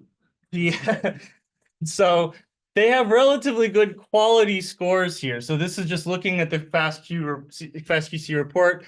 FastQC is useful for Illumina data. It's not as useful for looking at Oxford Nanopore data. Oxford Nanopore has its own QC QA software that comes with, their sequencing. So each one of these pages here at the top corresponds to the forward and the reverse strand. So the overall quality is not so bad. It doesn't, so you're looking again from position 0 all the way to 150 in the read. So the overall quality is not so bad. This is pretty typical, where especially when you get to the end of the reads, it starts to drop off a little bit and you see the range of quality scores increases greatly. We really are trying to kind of snap everything into the green here. So Fred scores of above 28 or so. And that's what you can use the trimming tools to do. But the other things I want to highlight here that are useful when you're trying to make sure you got your money's worth. So I'll just go, so you have this nice little stoplight, red, green, blue, red, green, yellow, that kind of indicates what you need to look at. So what are we looking at here? This is just, so this is basically showing across the flow cells for the Illumina sequencers. We want this to be all blue, but if we get any bubbles or we're getting chimeras that are popping up in the sequencing, what you'll see is, these little, red and light blue indicators. So this, this isn't so bad, but, if you're getting something back from your sequencing facility and this is looks crazy, you might say, okay, well, you need to check with the technician to see if there was any errors or, maybe their chemistry was not so good going into it. Other things you expect, just thinking about the theory, we kind of expect that in any given organism, you have a relatively even frequency of adenine, thymine, cytosine, and guanine in the nucleotide. So you expect roughly 25% of each one of these nucleotides in your sequences. This is just showing any bias across your reads. so that if you have something like polyadenylation or something that's happening, or adapters, for instance, right, the adapters that go onto the ends of those fragments as it feeds them into these flow cells, because this is just how it works with the Illumina. You have to chop all of the you chop all of the DNA up. You add the adapters such that when you feed it through the flow cell, it will attach to the appropriate parts and feed it through to do that photochemistry. These are sort of signatures of the presence of adapters. And if I go down to overrepresented sequences here, you can see that it's showing the abundance of this specific sequence, the count of it in this sample, and it shows that this is indeed the adapter for this Illumina TrueSeq. So this chart at the bottom here too is also indicating that as well. So you all are going to be looking at very good data today that is very high quality, and this is almost, if you get really great quality right off of the sequencer, you don't, or if your sequencing facility is doing filtering and cleaning for you, which they probably should, this will just all be green. It looks great. You don't have to worry about it. But sometimes if you are pulling public sequencing projects off of the web, or you're looking at a colleague's data, you might see that they need to do better quality control. So this is totally usable data. All this is really saying is that we need to trim and we need to remove adapters. Because if you don't remove the adapters and you don't trim, when you, as Kelly said, it's garbage in, garbage out. The algorithms that build out the graphs that make up the assembly are not going to be able to trace those edges. So, think about, again, the puzzle analogy. If you had extra junk on the edges of your puzzle pieces, you couldn't fit them together, right? This is just kind of an example from some real data, metagenome sequencing data that is useful to illustrate that you need to do quality control. So anyway, I'll pop back into my slides here. So this is just showing that what it looks like to trim from some relatively low quality data to better quality. So again, putting it all into these higher Fred scores here. So let me hide this guy here. So going from reads to contigs, some more terminology here is coverage. So if you have all of these reads, then you are trying to look at all of the overlap points. If you have points in the sequence that are overlapping, for instance, you have 5 fragments here that overlap, that's showing that you have at any given position, 5 times coverage, and this is showing 2 times coverage. So throughout your assembly, you're going to have different regions of high and low coverage that basically informs your confidence that this is the consensus sequence in the organism.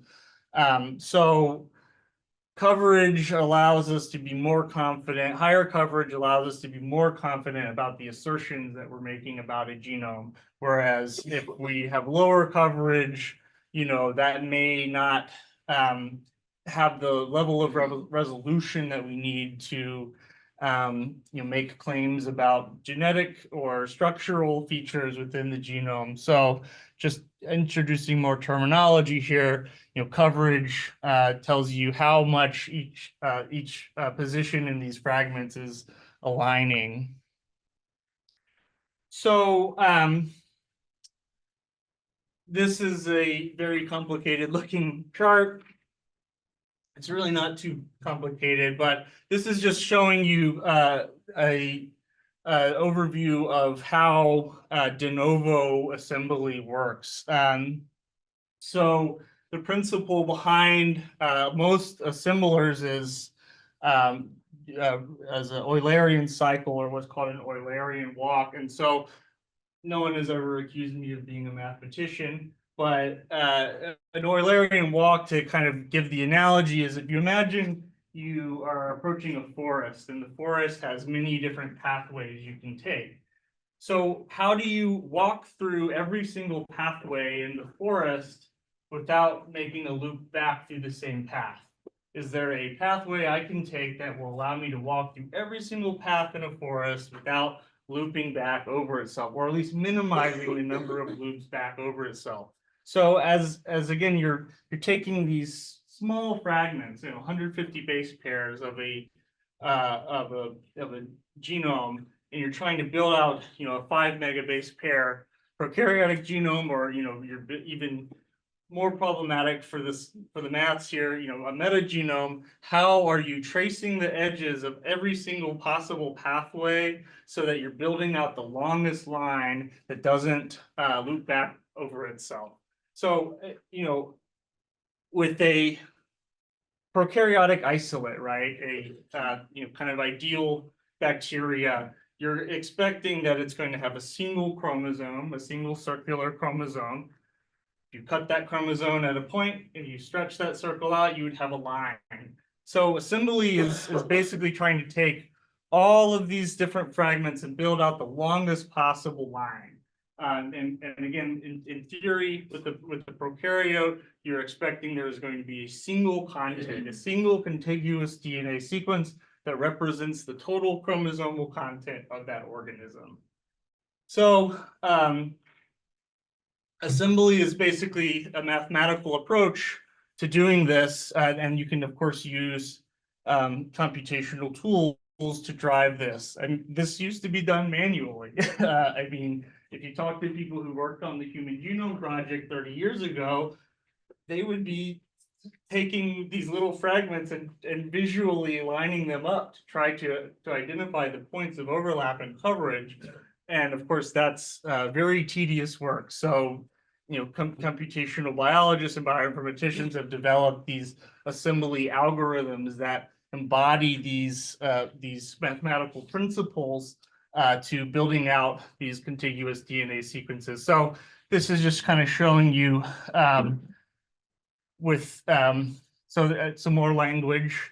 K-mer, this is sometimes can be a confusing term, but it's all this is saying is K represents a length of a string. So in this instance, K equals 3, because each one of these fragments is 3 letters long. So K-mer just means a string of a length K. So in this instance, K equals 3. How can you trace out this consensus sequence by tracing the edges of all of these different possible all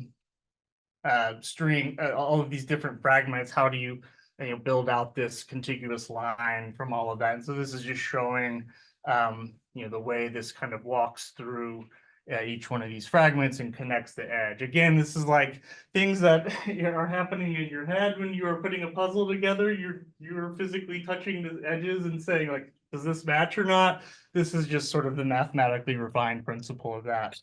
And so another reason that coverage is very important is that if you have errors or miscalls in the base calling for your sequencing. So, right, you may have many fragments that represent a certain section, but in this instance, 2 out of 3 are correct and 1 is incorrect. Having greater coverage means that you can have better accuracy. So in this sentence that Master Yoda is speaking here, you can see that each one of these fragments has different spellings of the word size, and this is an error. So as I showed in that slide covering all the different generations of sequencing technology, these are not perfect, right? There are errors that are induced from the chemistry, from the isolation processes that we can resolve with greater coverage. So that's just to say, when you're sending your samples to get sequenced, you should tell them maybe what you're hoping in terms of coverage. Obviously, there's budgetary constraints that you have to consider, like how, because more coverage means that you're going to have to do more sequencing, which means, more costs. So, but there's some kind of optimum, optimum coverage amounts that you might want to look for. So if you're dealing with Illumina data, between 50x and 200 times coverage is pretty good.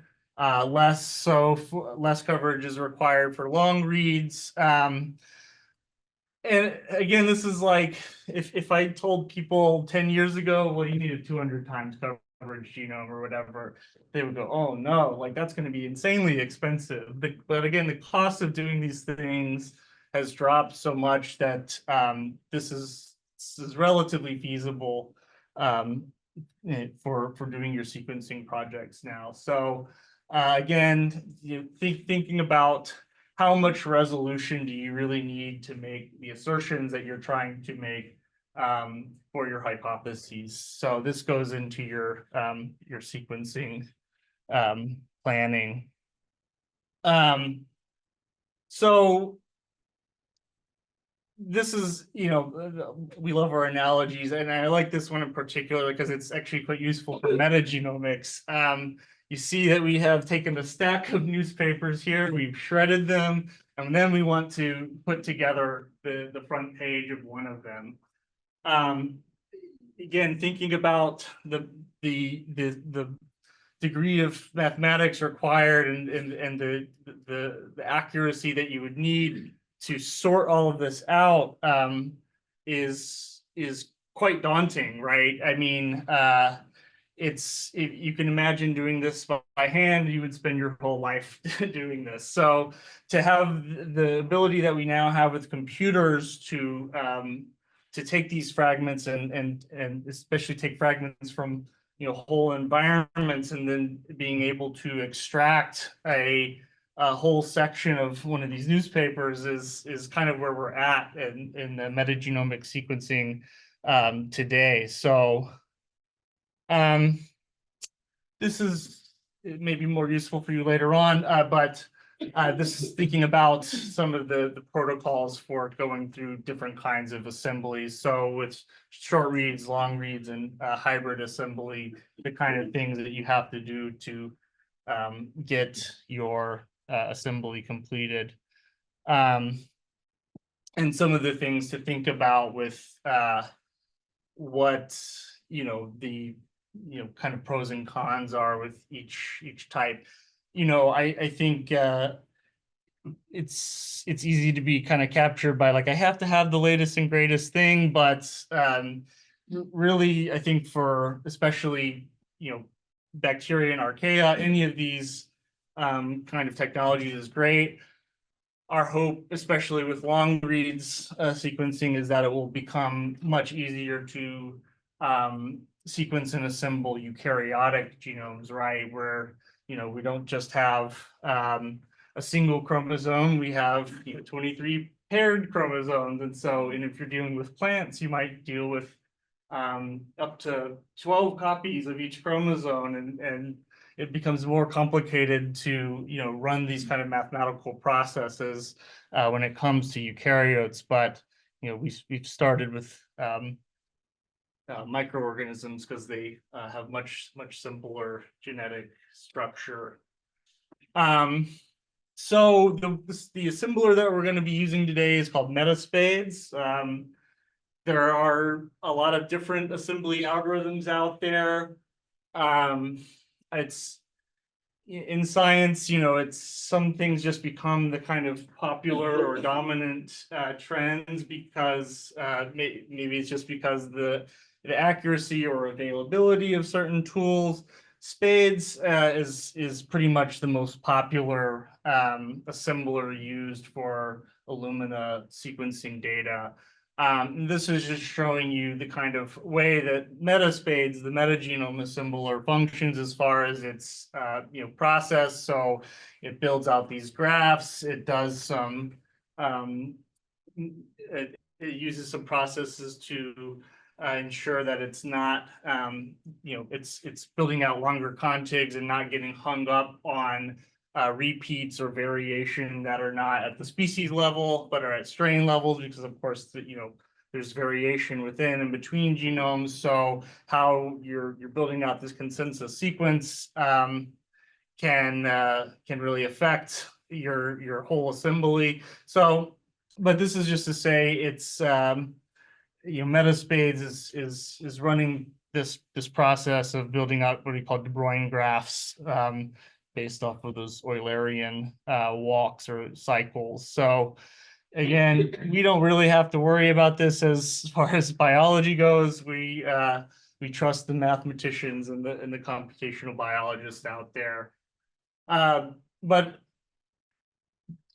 post assembly, we're trying to go from all of these little fragments to building out the longest contigs we have possible, to clustering all of these different contigs, especially that we might have in an environmental sample, into the constituent organisms that might be present in this sample. So this is just showing you, going from reads to contigs to bins and mags, kind of what that looks like with nice color coding.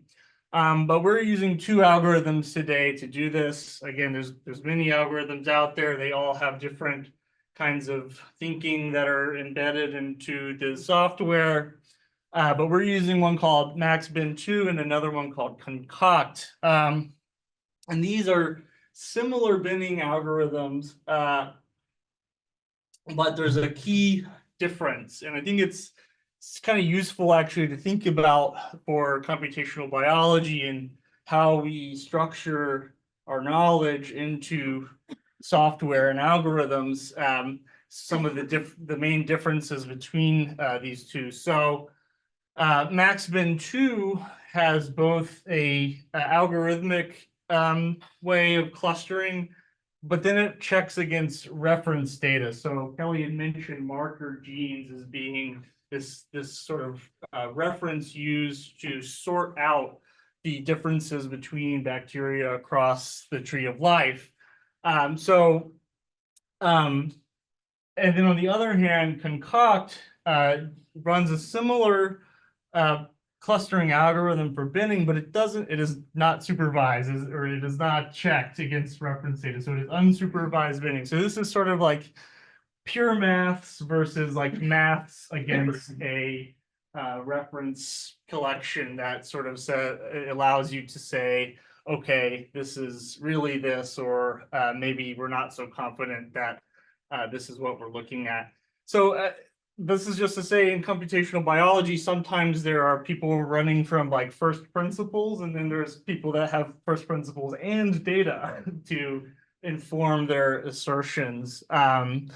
And you'll see this across the space of software that, typically the most reliable tools and the most accurate tools have reference data sets built into them that are doing that checking. And, this improves as more data is gathered, more data is organized into these reference data sets. But what you see when you run these two algorithms is what you might expect, is that this generates a lot more bins than MaxBin. Concoct will generate more bins than MaxBin2. But this is also why we are running two tools to do this. We want to have a selection of what are the best bins that we can possibly extract from our assemblies. So, and there's a tool for that too. This tool is called DOS tool. So it allows us to take bins from multiple binning algorithms and feed them into a DOS tool, and it basically does some scoring and aggregation to say, all right, these are actually the best, because there's overlap between what these different algorithms will produce as far as the bins. you know, and you can kind of see in this third step here where it's assessing this overlap and it's scoring, okay, these might actually be part of the same overall bin, whereas, you know, this is sort of like a smaller subset of this one. So it's doing some selection for us. So we are not just looking at a bunch of numbers and going, okay, how do I select which one of these is the best? They look pretty similar to me. You know, this tool does this for us. We'll link to all of these slides, of course, but recommend checking out this blog from Marin, who develops the popular tool Anvio. He just is this was from a couple of years ago, just sort of talking about you know, and then looking at some of the differences between these binning algorithms. So it's a useful blog. So finally, we're going to check the quality of our bins. Again, as Kelly said, using marker genes to help us understand, like, okay, so we've taken all of these bins from our metagenome assembly. We want to say that each one of these bins represents a constituent organism in our sample. How do we do that? This tool CheckM has a reference database of single copy marker genes within the prokaryotes across different clades. So as you can expect, different clades have different signature sequences that are associated with their taxonomy. And it will give you an assessment of whether or not you have all of the marker genes that are expected to be present in any one of those bacteria. So this is images from the data that one of the groups has today, showing you know, 7 different bins. And you can see this one at the bottom here is pretty high quality. Has relatively high completion, so it's not missing some of these single markers, whereas you know, bin 6 at the top here is missing quite a bit of the expected markers. But then it also has some other colors too that indicate you know, why it's maybe not as confident. So you know, the green here means it has a single copy, but if you get any gradients of blue here, this is showing that in this bin, there have been co-located sequences that correspond to these markers, but are slightly different enough that they may indicate that they are there's you know, heterogeneity as far as what's expected to be. So it's included both of these genes into this bin, but maybe they still need to be kind of sorted out. And then there's contamination. So these are signature sequences of you know, for instance, human DNA or other fragments that we don't expect to be present in each one of these bins. So this is very useful if you are trying to see if you have any contamination in your sample. And this also generates a report with you know, numbers of completion and contamination. And we use these reports to make to select from all of our bins our high quality or medium quality mags. So you know, this paper that came out in 2017 with including a bunch of JGI folks and other genome scientists is you know, makes some assertions about what we consider to be high quality or near complete high quality or medium quality. So generally speaking, we have, you know, high degree of confidence with the mag that has completion greater than or equal to 90% and less than 5% contamination, high quality 70-10, medium quality 50-10. But this is again from another blog that we've linked in here. There is some degree of bias, you know, thinking about there may be, for instance, multiple strains of the same organism cohabiting a sample. That's going to affect the completeness and and contamination numbers. So this is giving you just some additional ways to think about how you might be segmenting those mags in your samples. So you can reduce bias again by having greater completion and lower contamination. Okay, finally, so we've done all of this stuff. We've done all this, the computer did all of this math to get our metagenomes sequenced and assembled and organized into bins. So now we're ready to actually make some assertions about who is there. We're going to go over a couple of different tools in this workshop, specifically Kaiju, this KBase specific tool called Insert Genome into Species Tree, and then a tool called Classify Microbes with Genome Taxonomy Database. So this is cool because it's 3 different approaches to making taxonomic assertions in your data.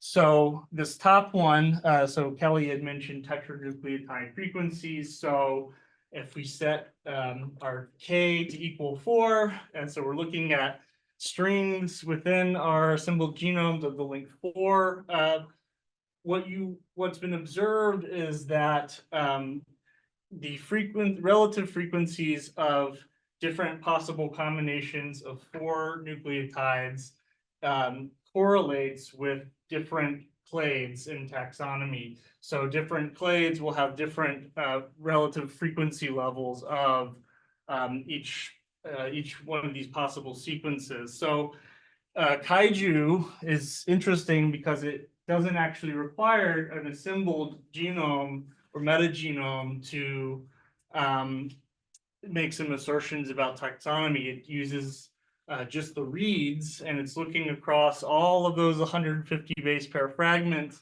and looking at tetranucleotide frequencies in those fragments, and it's also comparing that to protein sequences that has its database. So it's a very sensitive method, but and so it's not. I should say it's a good way to get a very holistic assessment that's maybe not super accurate, but it does give you a sense of the abundance of species inside of a sample. So as you can expect, the species that are more abundant in your sample are going to have greater amounts of DNA in that sample, whereas less abundant organisms are going to have less DNA. So Kaiju will give you a sense of abundance of different organisms in your samples. This Insert Genome into Species Tree tool uses a orthology-based approach to do that. So in CBI, we're not going to get in too much into like domain families or anything like that, but COGS, clusters of orthologous groups, is a library, is what's called protein domain library, or it's a curated set of proteins that maps to metabolism that is, if you look at these 49 COGS across all of the different organisms, the sequence of these core genes is different between different species. So it's doing a comparison of any genomes that you put into it, and it's building out a phylogeny based off of comparing these genes. And finally, GTDB. So GTDB is like a specific project where they are trying to organize genomes into a database that are used to assess taxonomy. So this is like a very accurate tool, a much more accurate tool compared to say Kaiju about making assertions about taxonomy, because it uses a multi-methods approach and is also comparing those methods against a reference database. So again, making strong assertions in computational biology is almost always informed by having a strong database backing your algorithm. So this GTDB is its own project. They have their own website that I think there's something like 40,000 organisms that they use to make the GTDB database.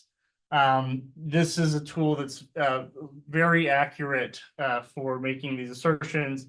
And if your organism in your sample is novel, it will basically fail to find a match within its database. So it allows you to make assertions like, oh, I might have a novel organism here. It's not matching anything in this database, but it will still give you a kind of near match. So, okay, that's all of my boring slides. We're actually going to get into doing some of this. So how much time do we have? We've got 25 minutes before lunch. Cool. All right. So we can actually, maybe I can take some questions. Yes, sir. My question is the application important and where does it, where do I do it? Yeah, so he's asking about dereplication. So yes, it is important, and we're gonna in the workflow that we show tomorrow, we're gonna run a tool called derep that does dereplication. So dereplication in your metagenomic process is basically refining your set of bins to exclude any copies, so that you have only individual bins that might correspond to constituent organisms. So yes, that is important. It's really important, especially if you're just trying to if you're trying to build out a database of high quality mags, and you want to make sure you have the highest quality versions of those, you want to do dereplication. But yeah, we will show how to do that tomorrow. Any other questions? Or yes, sir. I was thinking, you said metaspades is used for Illumina data. Say a person had from sequence from PegHive and still use it or not. Yeah, so he's asking if spades can be used for other types of sequencers. So it's spades is built around short reads. For long reads, I recommend using one called Fly or MetaFly. It's FLYE, and we have the Fly is used for isolates and MetaFly for metagenomes. We have a version of Fly on KBase for doing isolates. I don't think we have MetaFly yet, but yeah, so that's an important question too, because one of the differences between the short reads and long reads is that with Illumina, you will get from your raw reads, they will generally be 150 base pairs in length, and you might, after trimming, they might have slightly different lengths. But with long read sequencing, you can sometimes have very large differences in fragment sizes, from potentially hundreds of thousands of base pairs long down to like double digits. And so that's where especially filtering becomes very important. I know Fly forces you to filter out anything below 1,000 base pairs in length, because if you have all of this, basically you're inducing noise that kind of drives the algorithms crazy, because they're trying to build out these graphs, and it's you have these tiny little fragments that it's struggling to place them. So that's one of the reasons that filtering is really important, is because it helps optimize your computational processes so that you're not feeding it a lot of noise. hybrid spades too? You guys have hybrid spades in KBase now? Yes. So yeah, hybrid spades takes short and long reads and does a combined assembly. So basically it will build out those longer fragments, and then it will do some mapping and then reassembly of the shorter fragments to those longer ones. So and I think they just came out. We don't have it on KBase yet. It came out just weeks ago. Is like the Spades is made by a group in Russia, I think at Moscow Technical University, and so they've been working on Spades for decades, and they just announced Spades 4, and they said we're done with this can't get any better. So they've released the actual final version of this algorithm, which is kind of a rare thing in bioinformatics. It's like, oh, we've pretty much taken this as far as we can go with it. So you had a question?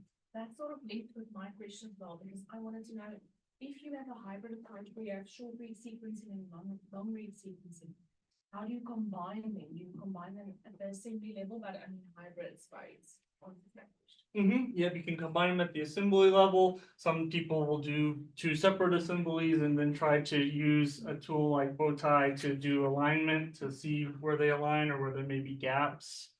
But yes. Spent a lot of time testing those, and the default hybrid space works better than all of the time that we spent early trying to check stuff. So if you're looking for a good place to start, I think those tools are good now. They used to not be, but I think they're a lot more. Maybe we do that for them. Sorry, I don't know if people could hear that, but Kelly was just saying that hybrid spades has worked much better than doing a kind of double assembly and mapping based approach. Yes, sir. One more question. So with the mags, let's say you get like some different completeness level, would you consider scaffolding those mags further best practice maybe after the GTD is fixed?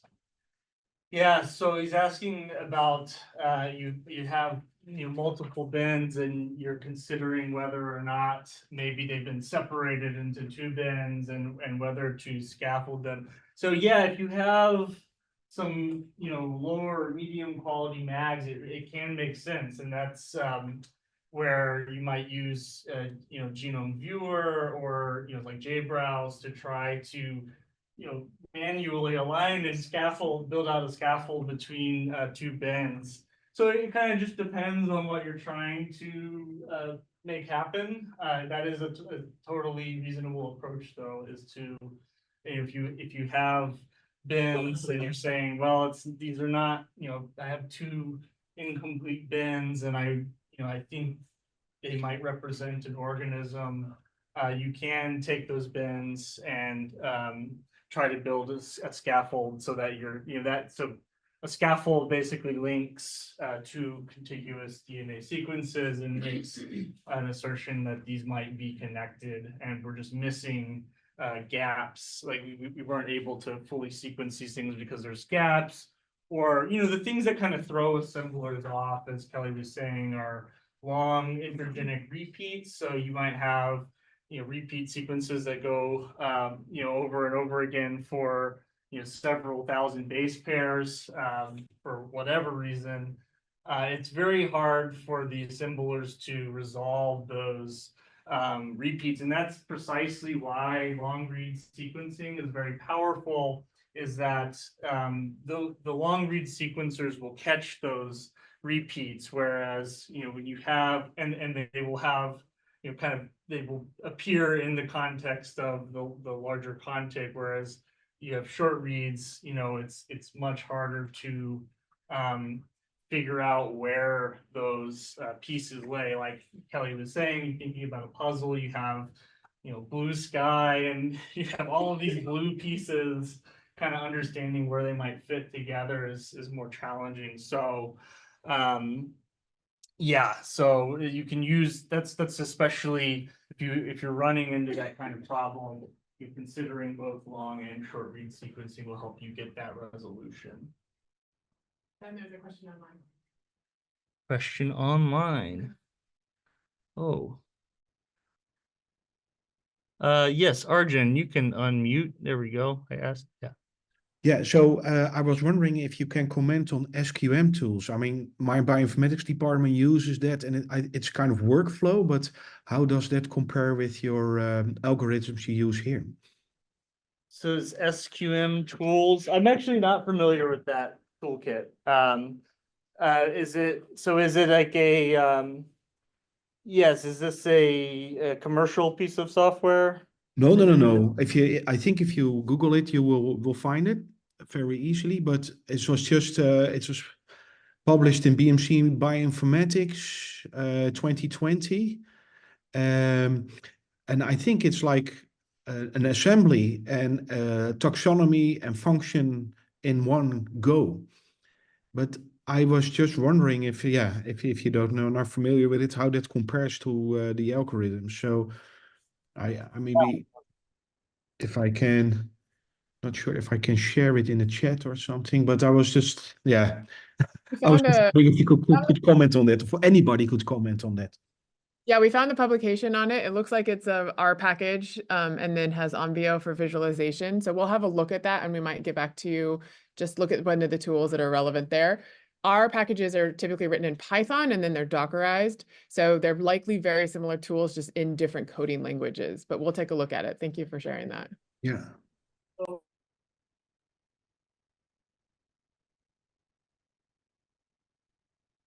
And I think it's a big challenge in bioinformatics is making the best decision possible. Like that changes on a day-to-day, month-to-month, and year-to-year basis as new things come up. So I think what I would say is that the ability to make the good choices is to have this kind of fundamental content knowledge of what data you're dealing with, how the commonly used algorithms work, and then you're able to compare those things as you are building out your workflow. So what Alicia was saying is that, and so what it looks like just on first glance of the abstract is that this tool, SQM, is built around R, whereas some of these other tools are built using Python. So that doesn't necessarily affect the accuracy or the biological assertions you can make with these things. What it may, where you might change your decisions is either around like, are you familiar with using R, or are you more familiar with using other kind of environments like KBase or Galaxy, or are you running these tools on your own hardware? Because if you're trying to build out your own kind of extra custom workflow that is not possible to do in KBase, and you're trying to actually build out a script that connects multiple packages of software, where you will run into those challenges in practice is sometimes with the inputs and outputs of different files. So the kinds of files that you might get from R-based packages might be different from the ones you get in Python-based packages, maybe different from what you're getting in commercial packages. So this is one of the big challenges in bioinformatics, and I'll kind of, when I'm giving the demo later, I'll talk a little bit about KBase's data infrastructure and our kind of philosophy about how we think tools should be built. So I don't think we've mentioned this yet, but we've tried to design KBase in line with what are called FAIR data principles. So FAIR is an acronym that stands for findable, accessible, interoperable, and reusable. And that interoperable, is where a lot of the hangups happen in computational biology, because people might hear from their advisor or a colleague, like, you have to use this tool, and then you get these files out and you're trying to plug them into some other tool, and it's like, oh, these are not compatible. I can't, this one doesn't take BAM files, this one only takes FASTA files. So that's where a lot of the computational scientists, I think, struggle to understand the reality that the biologists experience, where we're trying to just get to looking into our data and have high enough resolution where we can say, you know, these genes or these functions are present. And so we don't really want to worry about like, oh, the file types, are they matching up or, so that's, yeah, so it's a great question because it's just kind of indicative of the challenges and, you know, the strategies that you have to deploy to get to the point where you're like, all right, I've got my data, it's high quality, it's well assembled, and I can, you know, make inferences about the presence or absence of certain genes or its relation to some larger metabolic problem. Yeah, because I noticed that some of the scripts and the publications were quite old, already 2014, 2016. So I was just wondering, is nobody then developing more faster algorithms at this time? We've been fighting to get all our software put on these servers. We can't get enough runtime and our jobs fail halfway through. That's right. Right. And so I think that like thinking about, and so some maybe like this SQM model may work for smaller read sets. So we know if you're running on different computes, but then scaling and thinking about which data sets to run where and why and the value of that. So interoperability. And then I think the next thing I would think about is if I was starting a project is how big is my project and what kind of cyber infrastructure would I need to run all those in a timely manner and not have a bunch of like being picked off or having to or do all this other stuff. So yeah, I think that's exactly right. That's what makes KBase a nice environment is because you guys are used to the kind of run times that people need. Yeah, that's right. It's a really great point, Kelly. I had this conversation with multiple people at posters and stuff where they're like, I got this like, you know, 30 gigabyte metagenome read set, but I try to set it up on our university supercomputer cluster and it falls over after 3 days because that's the maximum runtime limit. And turns out you need more compute power and time to actually build out these things. So that's a very dissatisfying thing to have happen. Like they told me I needed 200 times coverage, you know, read set, but now I don't have a computer that can actually process it. About strategies to chop your data and use it in smaller chunks. You know, there are ways you can get around it. Less ideal, but like there are solutions that we can. Right, so subsampling or fractionating your context. So yeah, I think that's a really great question. Just, I mean, because it's just, you know, at the end of the day, it's like, what do I need to select for my tools to get to where I can have a lot of, you know, reusability and you know, breadth with my analysis.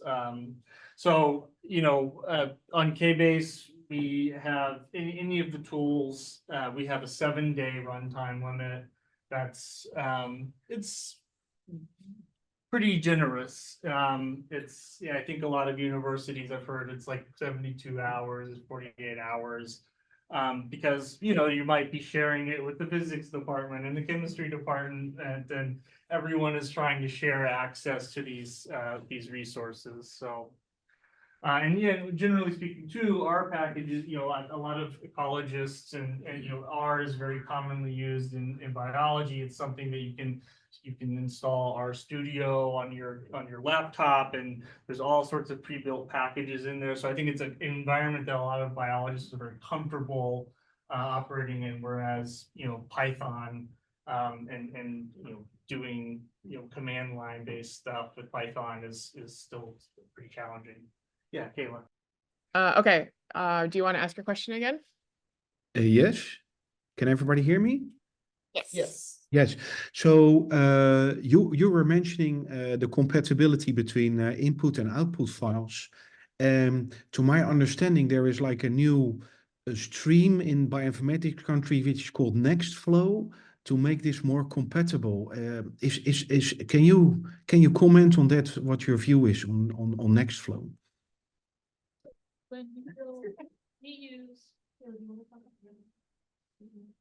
So we're using for comparing Nextflow to KBase. KBase is really a point and click interface. Nextflow, you know, requires some language, knowing the Nextflow language and being able to develop code and things in Python or whatever you're using, but our tool DRAM we'll be talking about tomorrow. The newer version of DRAM 2, which will be coming out in a few months, is being developed in Nextflow. But again, that is something that you would have to, install on your server and do these different things. KBase is already set and ready to go, and it is a point and click interface with a GUI and those types of things. So that is really the difference here. KBase doesn't require that you know how to code. And also KBase puts pressure on us who develop tools to make our tools interoperable. So for example, we went and developed our annotation system so it ingested the data that was coming out of the viral genomics V sorter, basically the viral genomics fraction. And so I think that they do a good job of ensuring the interoperability. We use Nextflow when we build our DRAM software to basically connect or stitch together different workflows in our software infrastructure. So yeah, I think that's Okay, thank you. Yeah. For better taxonomic classification of different samples, should we do co-assembly or assemble them separately? Co-assembly is what I would recommend.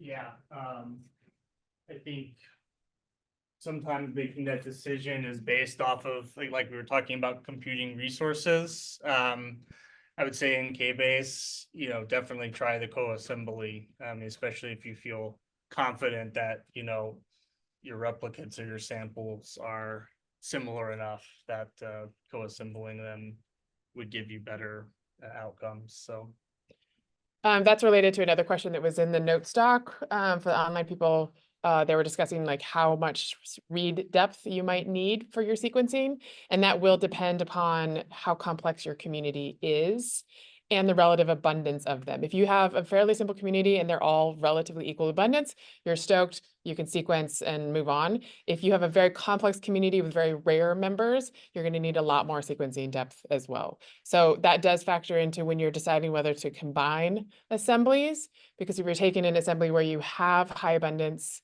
and you're trying to combine it with another assembly where there are very low abundance members, you might swamp those out in the co-assembly as well. So it does help to have a little bit of an idea about the diversity and complexity in the system that you're planning to work in before you get too crazy with your sequencing plans.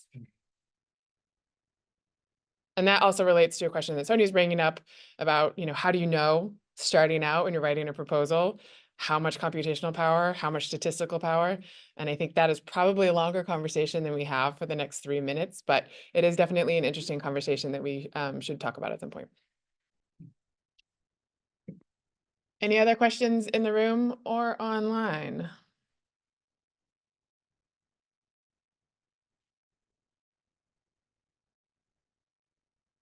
Pausing for some awkward amount of time for people to think their questions. Okay, so with that, we'll go ahead and wrap up for today. Take a break for lunch and let the online people sign off, and we'll see you tomorrow morning. Thanks to all of our presenters today. It's been great to have you all.